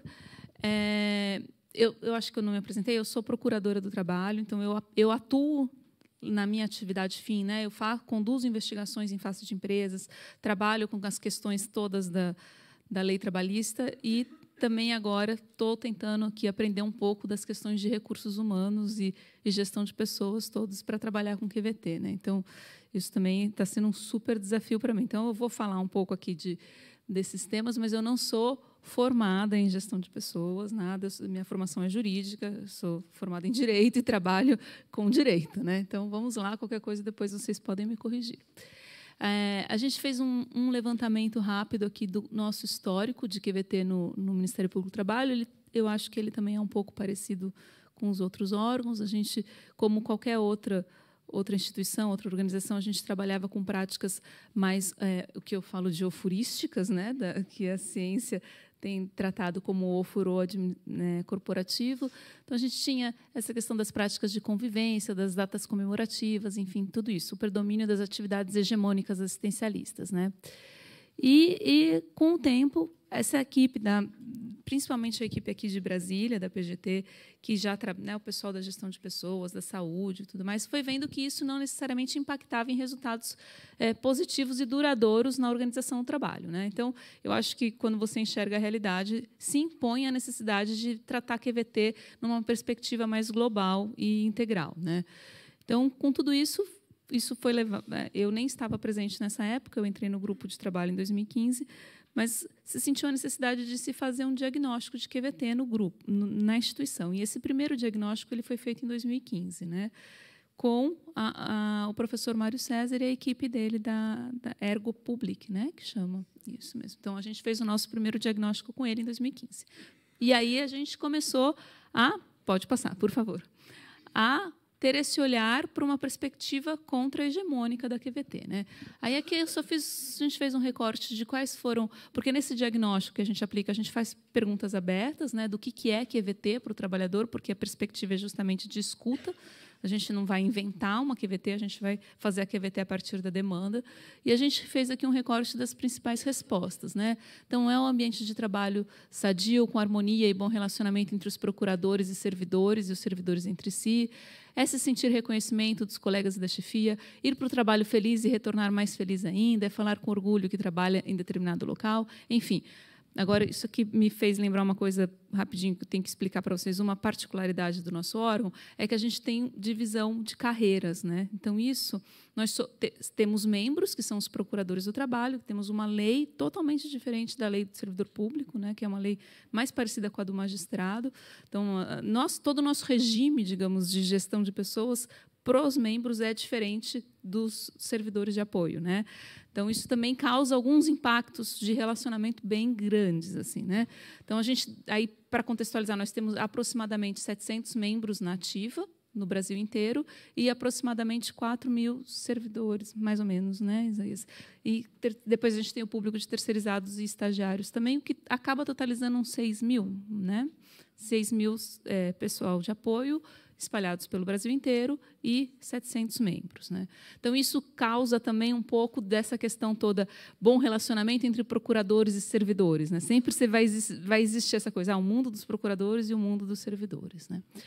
Pode passar para a próxima, por favor? É que a gente faz um comparativo do que também tem sido visto pela ciência, né, nas outras pesquisas que são feitas de QVT. Então, só para mostrar que o Ministério Público do Trabalho não está muito diferente do mundo real, né? Então, no mundo real, né, nas outras organizações, o conceito de QVT, que é tirado das pesquisas, é parecido com o do MPT, né? Então, ser reconhecido profissionalmente, ter seu trabalho não considerado menos importante que outros, tal. E eu também acho interessante esse slide para a gente mostrar que ninguém aqui vem falar que QVT, que ele está querendo fazer festa de aniversário, né, naquele mês. Então, assim, é interessante porque mesmo que a pessoa não tenha a perspectiva científica, teórica da QVT, ela tem uma percepção de falar o que a teoria, o que a ciência já constatou, né? Que a perspectiva contra-hegemônica é mais impactante para si mesmo. Pode passar, por favor. Então, aí, com base no resultado que a gente teve dessa pesquisa em 2015, a gente desenvolveu o nosso programa de QVT, tá? Que é um programa de QVT mais voltado para as práticas não hegemônicas. E também fomos bastante ousados. Então, a gente tem aqui, só faz o plano, né? Aqui tem uma base legal, pode passar para a próxima, por favor. E aqui a nossa política de QVT, ela foi, digamos assim, consolidada numa portaria, né, que foi um ato do Procurador-Geral do Trabalho. Isso também é outro fator aqui que a gente pondera, né, que como um fator determinante para o sucesso, para os sucessos que a gente teve, porque a gente também teve muitas dificuldades, mas alguns poucos sucessos, que é o apoio integral da administração superior, né? Então, o nosso Procurador-Geral do Trabalho atual, ele assumiu no final de 2015 e ele comprou a ideia da QVT, né? E eu acho que um símbolo também dele ter comprado essa ideia foi ele ter me chamado para assessorar. Eu, como membro, né? Sou assessora dele para questões de qualidade de vida no trabalho e questões socioambientais. Então, eu acho que isso cria uma ponte muito legal, né, que é um procurador com um olhar para essa parte de gestão de pessoas também. Então, acho que foi um sinal dele. Então, é imprescindível ter o apoio da administração. Isso a gente vê que é fatal. Aí, aqui a gente tem o conceito que a gente pôs na portaria. Então, a qualidade de vida no trabalho consiste na promoção do ambiente saudável, no reconhecimento e valorização das pessoas e no orgulho da instituição, com o objetivo de proporcionar uma cultura organizacional que integre bem-estar no trabalho e o desenvolvimento da missão do MPT, né? Pode passar, por favor. Os princípios são gestão participativa e eficiente, relações harmoniosas e respeitosas, reconhecimento e valorização profissional, equidade de tratamento, ambiente de trabalho saudável, cumprimento do papel social, né? Aí a gente tem as diretrizes, né? Então, nessa primeira pesquisa de 2015, a gente percebeu que a gente tinha esses 4 eixos assim como necessários de ser mais desenvolvidos, né? Então, essencialmente a questão de organização do trabalho, né, mapeamento de processos, discutir rotinas, a gente tentar fazer uma racionalização da organização, né? Reconhecimento no trabalho é um eixo que a gente vê também como bastante importante, que é a promoção do reconhecimento e crescimento profissional e o desenvolvimento de ações dirigidas para o enriquecimento das relações interpessoais no ambiente de trabalho. Práticas de gestão, que é o desenvolvimento de práticas de gestão humanizadas e participativas, e a saúde no trabalho, né? Como desenvolvimento dos programas de segurança do trabalho, tudo mais que a gente cobra tanto lá fora das empresas, né? Que a primeira coisa quando a gente vai investigar uma empresa é perguntar lá, cadê o seu PPRA, o seu PCMSO, emite CAT, não emite, tal. Então a gente sentiu assim que nosso dever de casa tinha que ser feito correndo, né? Pode passar, por favor. O que a gente fez, então, de ação concreta que a gente conseguiu fazer também, porque temos toda essa dificuldade de ser um órgão nacional, de ter essas 2 carreiras dentro do órgão.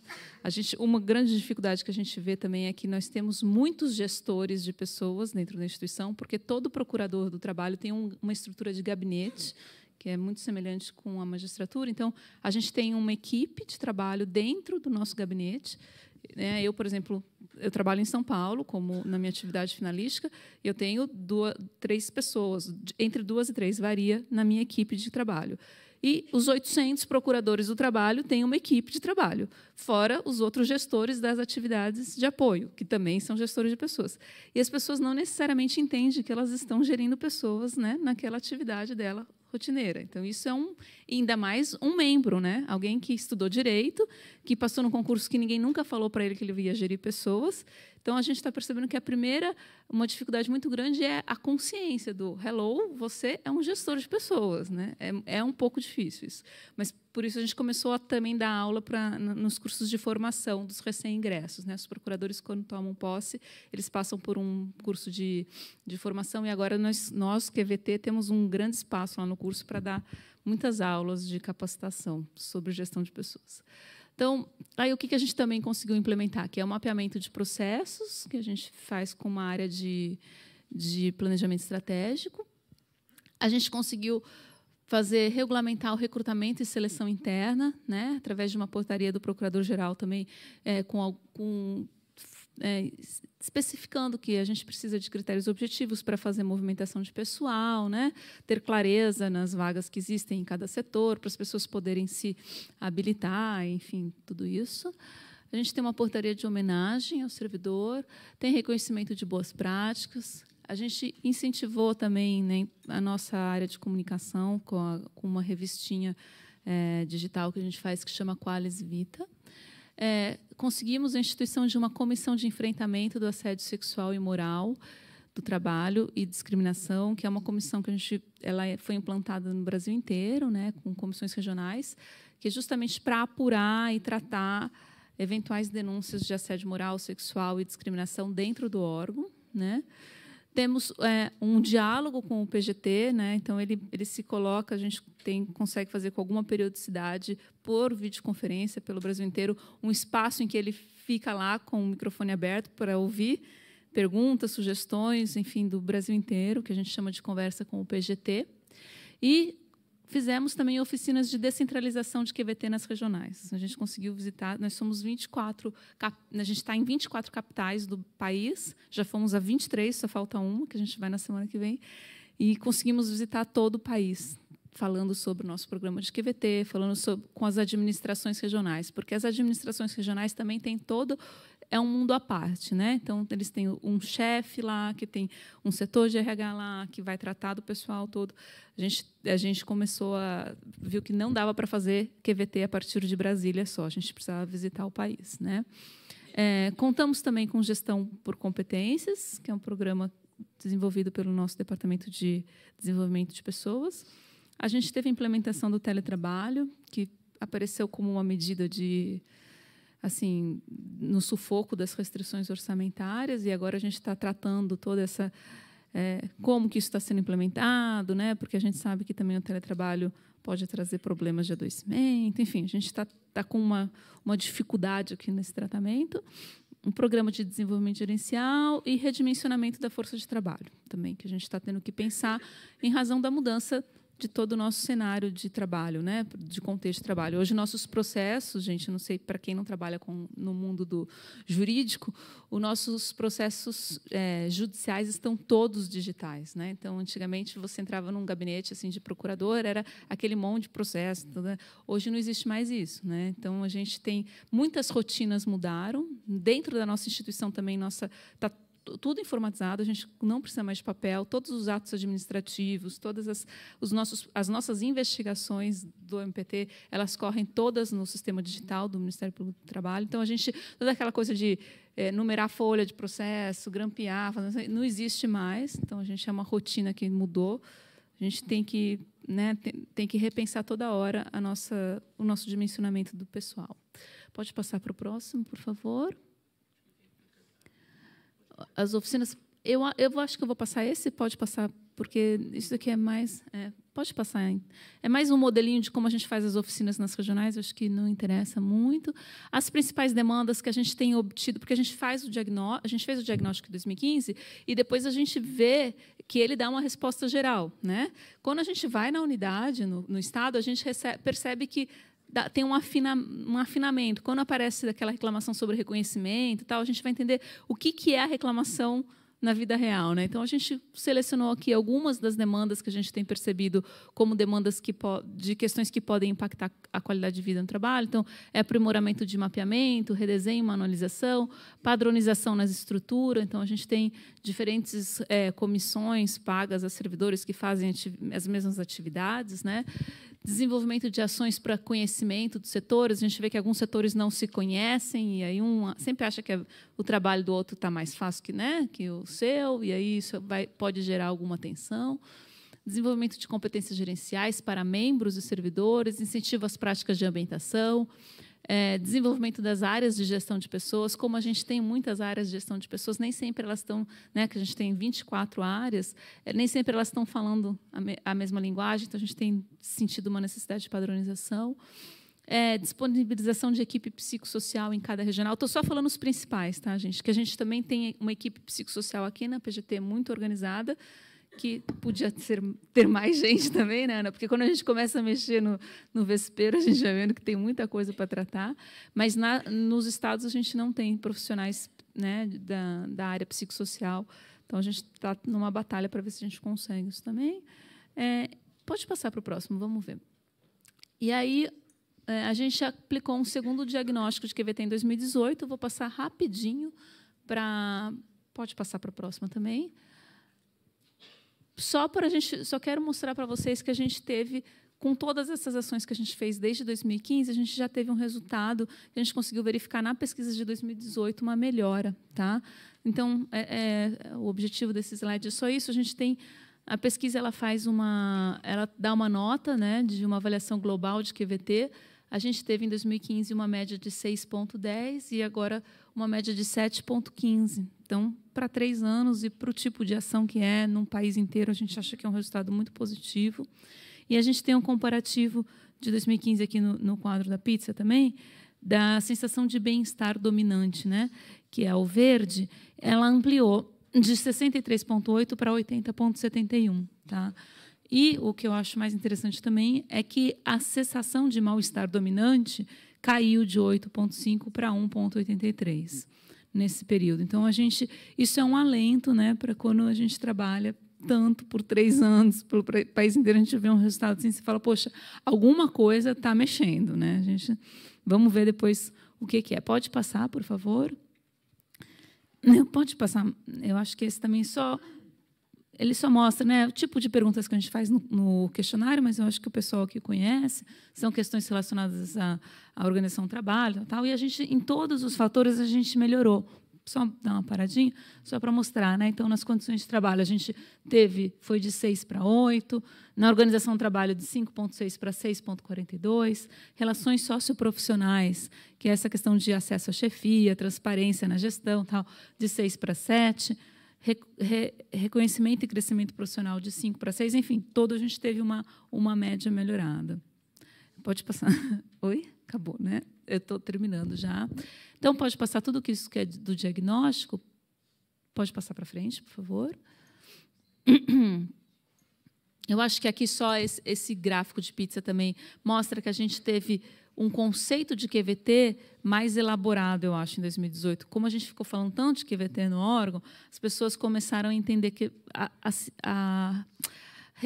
fazer uma relação, né, de QVT com outras questões também, como equilíbrio, trabalho e casa, tal, não só reconhecimento e valorização, né, e ambiente de trabalho saudável, que era muito genérica a percepção sobre QVT. E a gente acha que ela foi, digamos assim, aprimorada nesse período todo. Pode passar, por favor. Pode passar essa também. Também, pode passar. Então, aqui, nas nossas conclusões, né, que a gente chega, que a abordagem contra-hegemônica ela gera impacto na organização, né, como a gente pôde constatar cientificamente com a pesquisa, a importância de uma coerência entre a prática interna e a nossa atuação institucional. Então, a gente acha que a gente, como um órgão que trabalha com qualidade de vida no trabalho da sociedade brasileira, a gente tem que ter uma coerência interna, porque senão você fica... Né?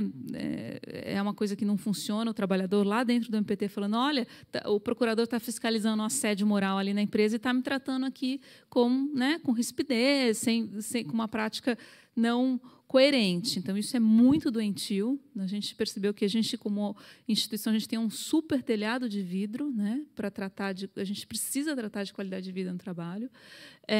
A gente viu que a gente precisa do apoio integral da autoadministração, como já falei. A gente tem um grupo de trabalho de QVT multiprofissional. Então, a gente tem pessoal, desde mim, né, que sou da atividade finalística, tem o pessoal do DGP, que é de gestão de pessoas, o pessoal da saúde, tem mais pessoal que trabalha na área finalística também. Então, a gente percebeu que esse multiprofissionalismo ele também gerou resultados. A gente trabalhou muito a QVT em vários momentos na instituição, então, né, desde algumas práticas também ainda euforísticas que a gente tem, tipo Dia do Servidor a gente celebra, tal, mas a gente percebe que bater na tecla também foi muito bom. E fazer as oficinas nas regionais foi um sucesso também para a gente divulgar tudo que a gente tem feito. Pode passar, por favor. Os desafios agora são manter os resultados positivos, enfrentar os pontos de melhorias, o monitoramento constante, né, da realidade do órgão, e, enfim, tudo que eu acho que todo mundo tem como desafio, monitoramento, superar os desafios encontrados no serviço público, né? Ainda mais também nesse momento, eu acho que todo mundo percebeu que a legislação trabalhista ela tem sido muito atacada, né, assim, né, nas mídias e tal. A gente passou por um processo de reforma trabalhista. Isso também impactou muito a gente, porque o órgão ficou meio perdidinho, assim. Isso, acho que como a Câmara, né, a gente também sofre o impacto do mundo externo que a gente tem que tratar. E a continuidade da política. Pode passar, por favor? Então, é isso, só um slide para mostrar que a gente tem o sol lá em cima, né? Mas a gente sempre tem os degrauzinhos para subir ainda, tá? Então é isso. Eu quero, antes de concluir, só falar que nós estamos organizando um congresso de QVT lá no Ministério Público do Trabalho, e seria uma honra poder contar com a presença de vocês. Então, ele vai ser dia 7 e 8 de agosto, tá? Depois eu vou divulgar o link de inscrição. E assim, seria uma honra poder contar com vocês, porque eu acho que a gente aprende demais quando a gente está nesses contatos, nessas conexões. Então, por favor, quem puder se inscrever na página do Ministério Público do Trabalho, tem lá, e também podem entrar em contato por esse e-mail, tá? Que a gente passa todas as informações. Ok? Obrigada, gente. Obrigada, Mariana. Queria destacar da sua fala, que eu acho que é super interessante, que é assim, comumente, enquanto eu vou escrevendo artigo, capítulo e tal, a gente escrevia, né, assim, gestores e trabalhadores. Gestores e trabalhadores. Até que um dia eu cheguei à conclusão que gestor também é trabalhador, né? Então, agora gestores e demais trabalhadores. E no serviço público, a gente comentava isso antes de entrar aqui para a palestra, é isso, a gente entra para uma carreira que, às vezes, não é a carreira de gestão, né? Mesmo quando você entra para a carreira de gestão, nem sempre você estava preparado para a gestão que você vai fazer, para a gestão daquele real ali que vai se apresentar, né? Então, lembrar que os gestores também são trabalhadores. Minha experiência... Vou terminar de falar aqui. Já pronto, Tânia? Minha experiência na universidade, por exemplo, eu prestei um concurso para ser professora, né? E hoje o que eu menos consigo fazer, apesar de ser o que eu mais amo, mas o que eu menos consigo fazer é dar aula, porque a gente vai entrando nas carreiras administrativas. Então, coordenação de curso, chefia de departamento, e nós realmente não fomos preparados para isso. Na maior parte das carreiras, realmente, não recebemos essa preparação, né? Então, acho que essa é uma questão que precisa ser bastante olhada. Passar a palavra para você, Taninha. Bom dia. Tá aí, já. Alô? Bom dia. Obrigada. Gente, eu pedi para ficar por último, porque eu trouxe mais slides, então, na verdade, eu vou selecionar alguns, tá?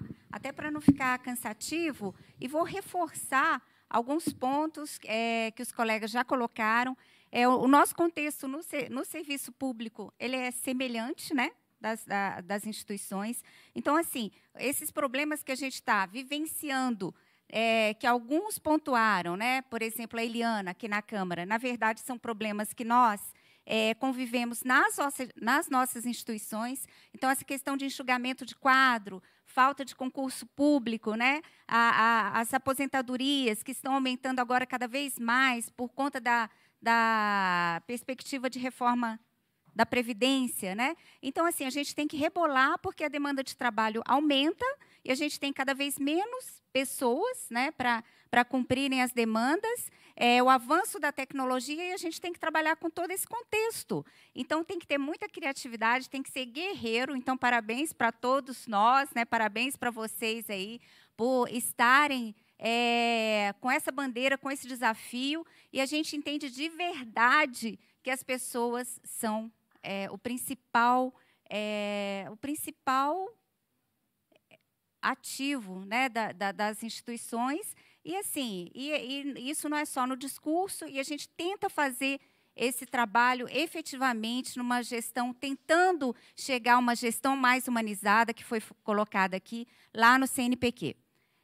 Então, eu vou falar dessa instituição grandiosa, CNPq, que eu tenho orgulho de ser servidora. Nós temos aqui mais 2 colegas, o Carlos César, que está aqui na frente, a Liliane também, que faz parte do Comitê Gestor dos Projetos de Qualidade de Vida no Trabalho. Então, o CNPq tem essa missão grandiosa para o nosso país, quiçá para o mundo. Por quê? Desenvolver ciência e tecnologia não fica restrito a fronteiras, né?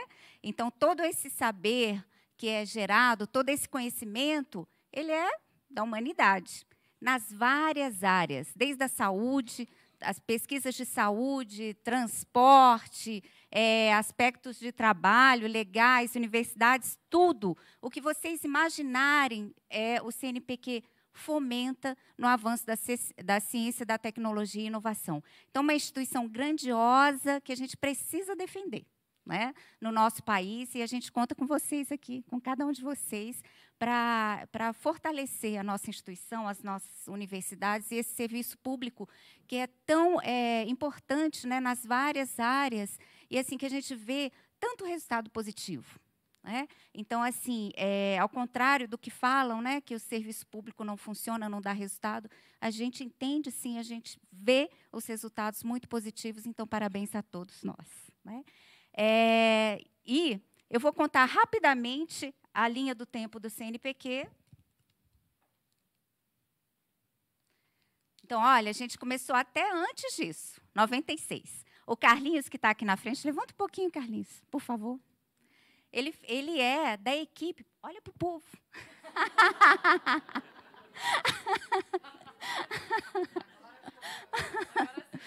Você é bonito, você pode olhar, todo mundo vai, uhul! Esse é o Carlos César.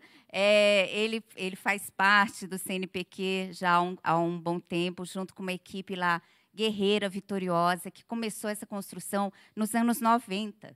Tá? Quando nós já vivenciávamos problemas graves, alguns foram falados aqui, mas questões de adoecimento crítico, algumas questões até de suicídio. E aí ele fazia parte de uma equipe já de recursos humanos naquela época, que ficou muito incomodada com essas questões. Eles precisavam, né, atuar, eu não estava lá ainda, eles precisavam atuar para melhorar esse ambiente de trabalho, porque, afinal de contas, a gente vive a maior parte do nosso dia no trabalho. Né? Então, eles começaram algumas ações, fizeram um inventário de qualidade de vida na época. E depois, a gente tem um livro aqui que vai ser sorteado para algumas pessoas que conta um pouco dessa história. Eu vou falar bem rapidamente.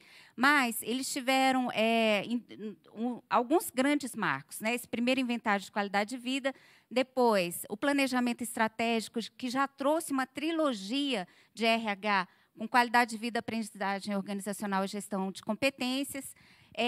E nessas oficinas, aí eu já entrei na equipe, a gente fazia o estudo, por exemplo, uma oficina de arte-terapia, o que ela desenvolve de competências. Né?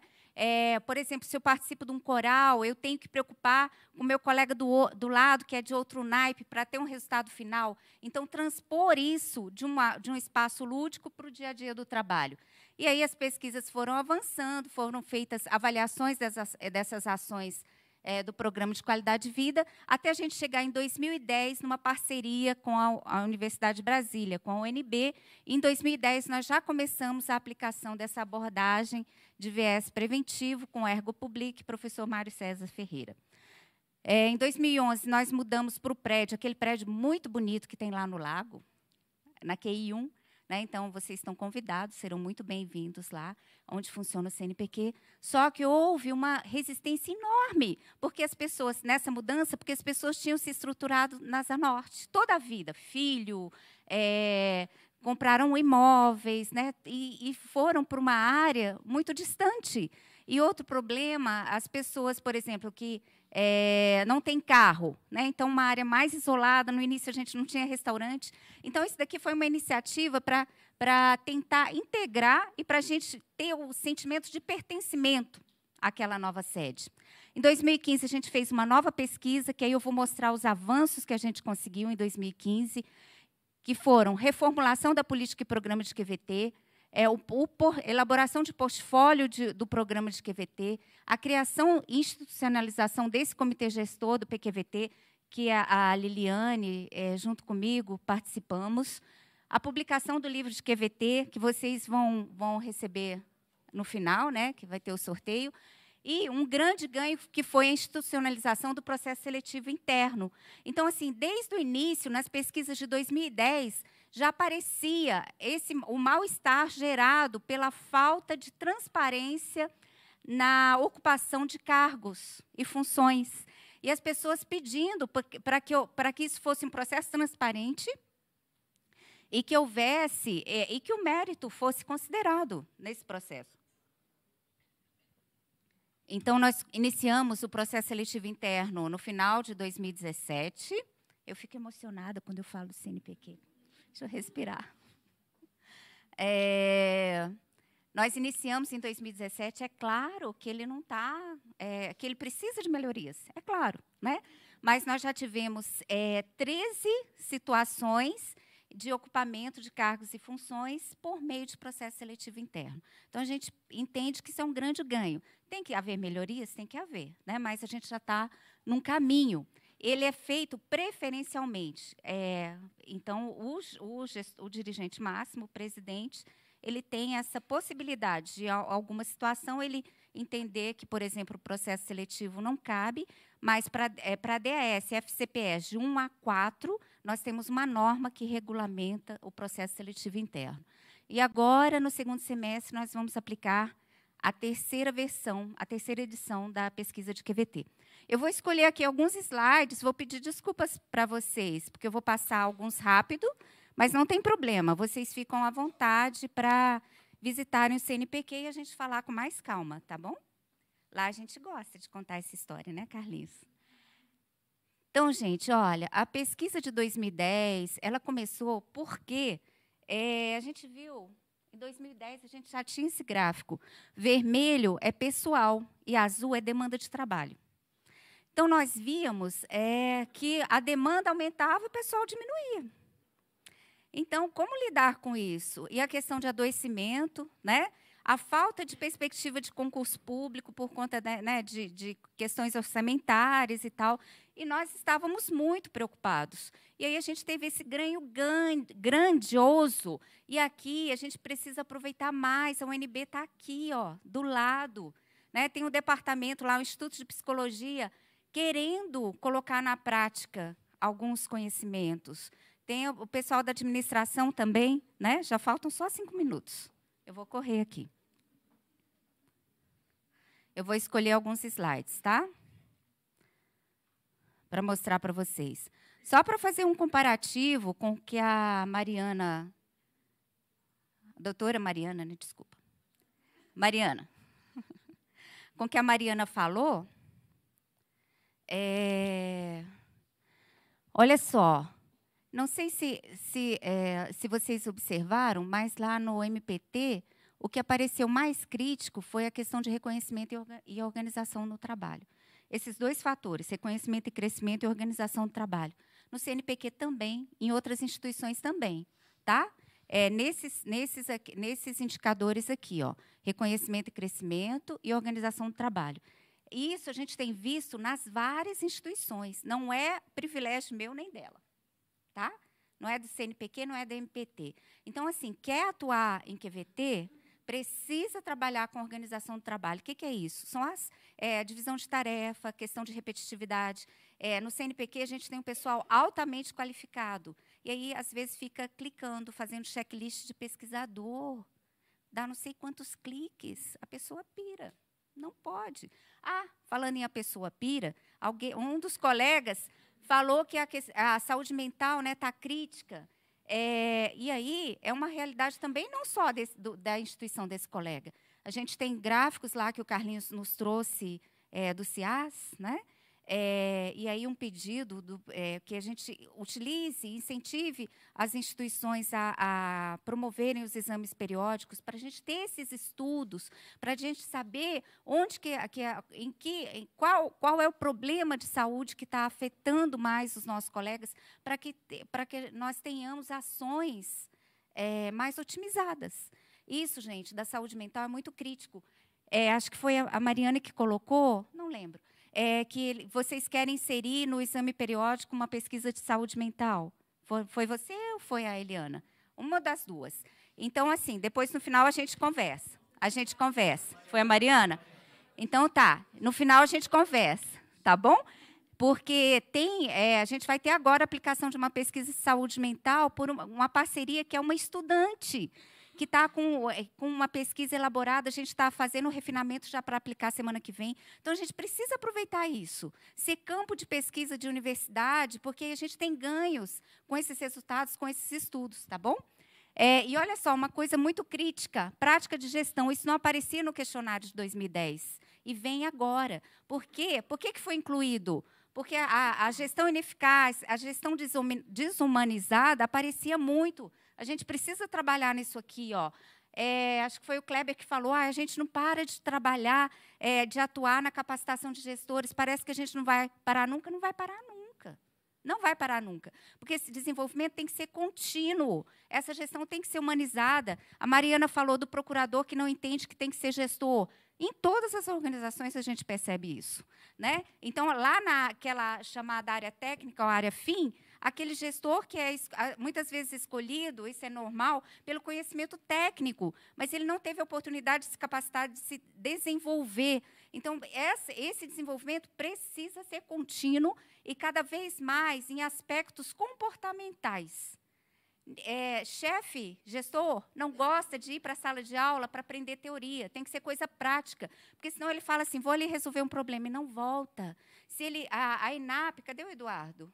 Eu tive a oportunidade de participar da ENAP, há uns dias atrás, de um curso, tem até um colega, Liderança, Reflexão e Ação, que trabalha aspectos comportamentais. Houve relato de muitas pessoas falando esse foi o curso mais importante, talvez, da minha vida, porque mexia com atitude e comportamento.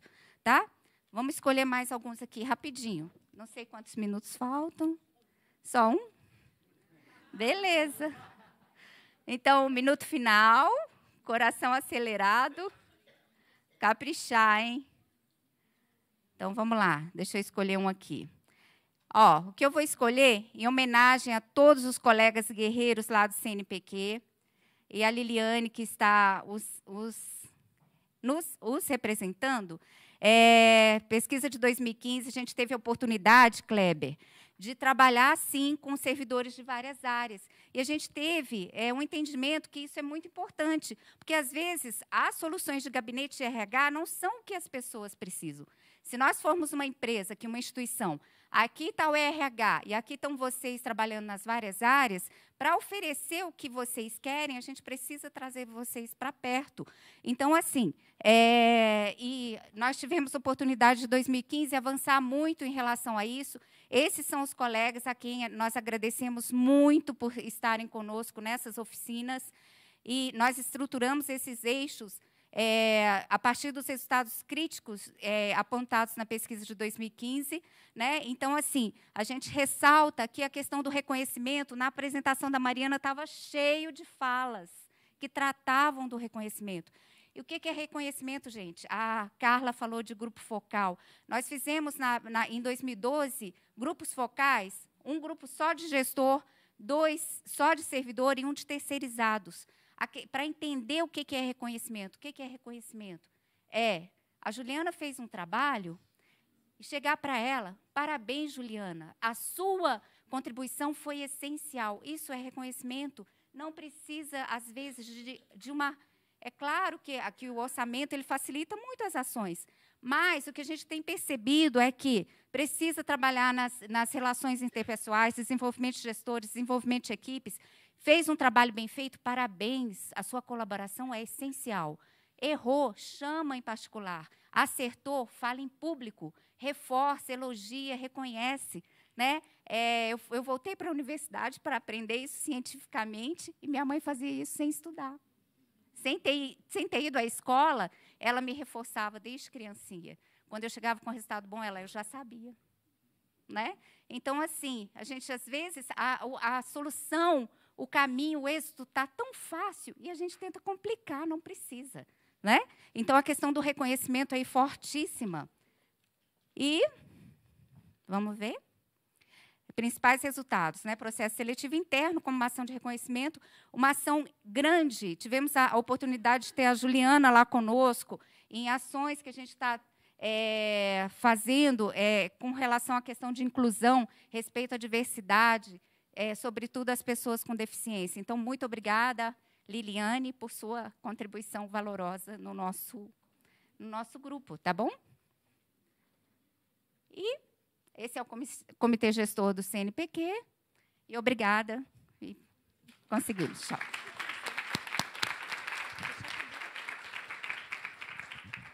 Obrigada, Tânia. A experiência no CNPq é muito rica, né? Assim, na terceira versão do inventário, a gente também pôde acompanhar a evolução dos processos e a melhoria do que foi feito lá. Melhoria do que tem sido feito, apesar do momento crítico da casa, né? Que não tem sido fácil. Uma coisa que eu queria destacar na sua fala é a questão das parcerias que a gente pode fazer no serviço público, né? Não se trata só da ENAP, embora você tenha posicionado muito bem. Eu sou instrutora, né, na ENAP também há alguns anos, mas quando todo esse processo de pensar de maneira mais estruturada, né, a QVT no serviço público começou, eu entrei nele, na verdade, ali em 2012. Eu sempre que posso agradeço, você já fez aí o Carlos até se levantar, não vou fazer de novo, mas eu sempre que posso agradeço o Carlos, porque ele estava nessa equipe que deu esse pontapé inicial, né, para a gente pensar as questões de qualidade de vida no trabalho de maneira preventiva. Então, mais uma vez, muito obrigada por ter me trazido para cá. Meu doutorado começou em função desse convite, lá mais atrás. E a gente foi estruturando isso. E a ideia, lá inicial, era muito essa, trabalhar num sistema de parcerias, de benchmarking, né, e trazer, não é só a universidade, mas tem muitos casos de sucesso em diferentes órgãos que podem servir de embasamento. Minha experiência diz que, se você for lá perguntar, se a gente for lá consultar, as pessoas se ajudam, trocam experiências, e isso é riquíssimo, né? Então, por onde eu passo, eu gosto de deixar essa mensagem. Dividam, colaborem. É muito mais cooperação do que competição que vai fazer a gente avançar. Vamos fazer uma pausa para o coffee break e a gente volta para as perguntas e para mais trocas, tá bom? Obrigada, gente.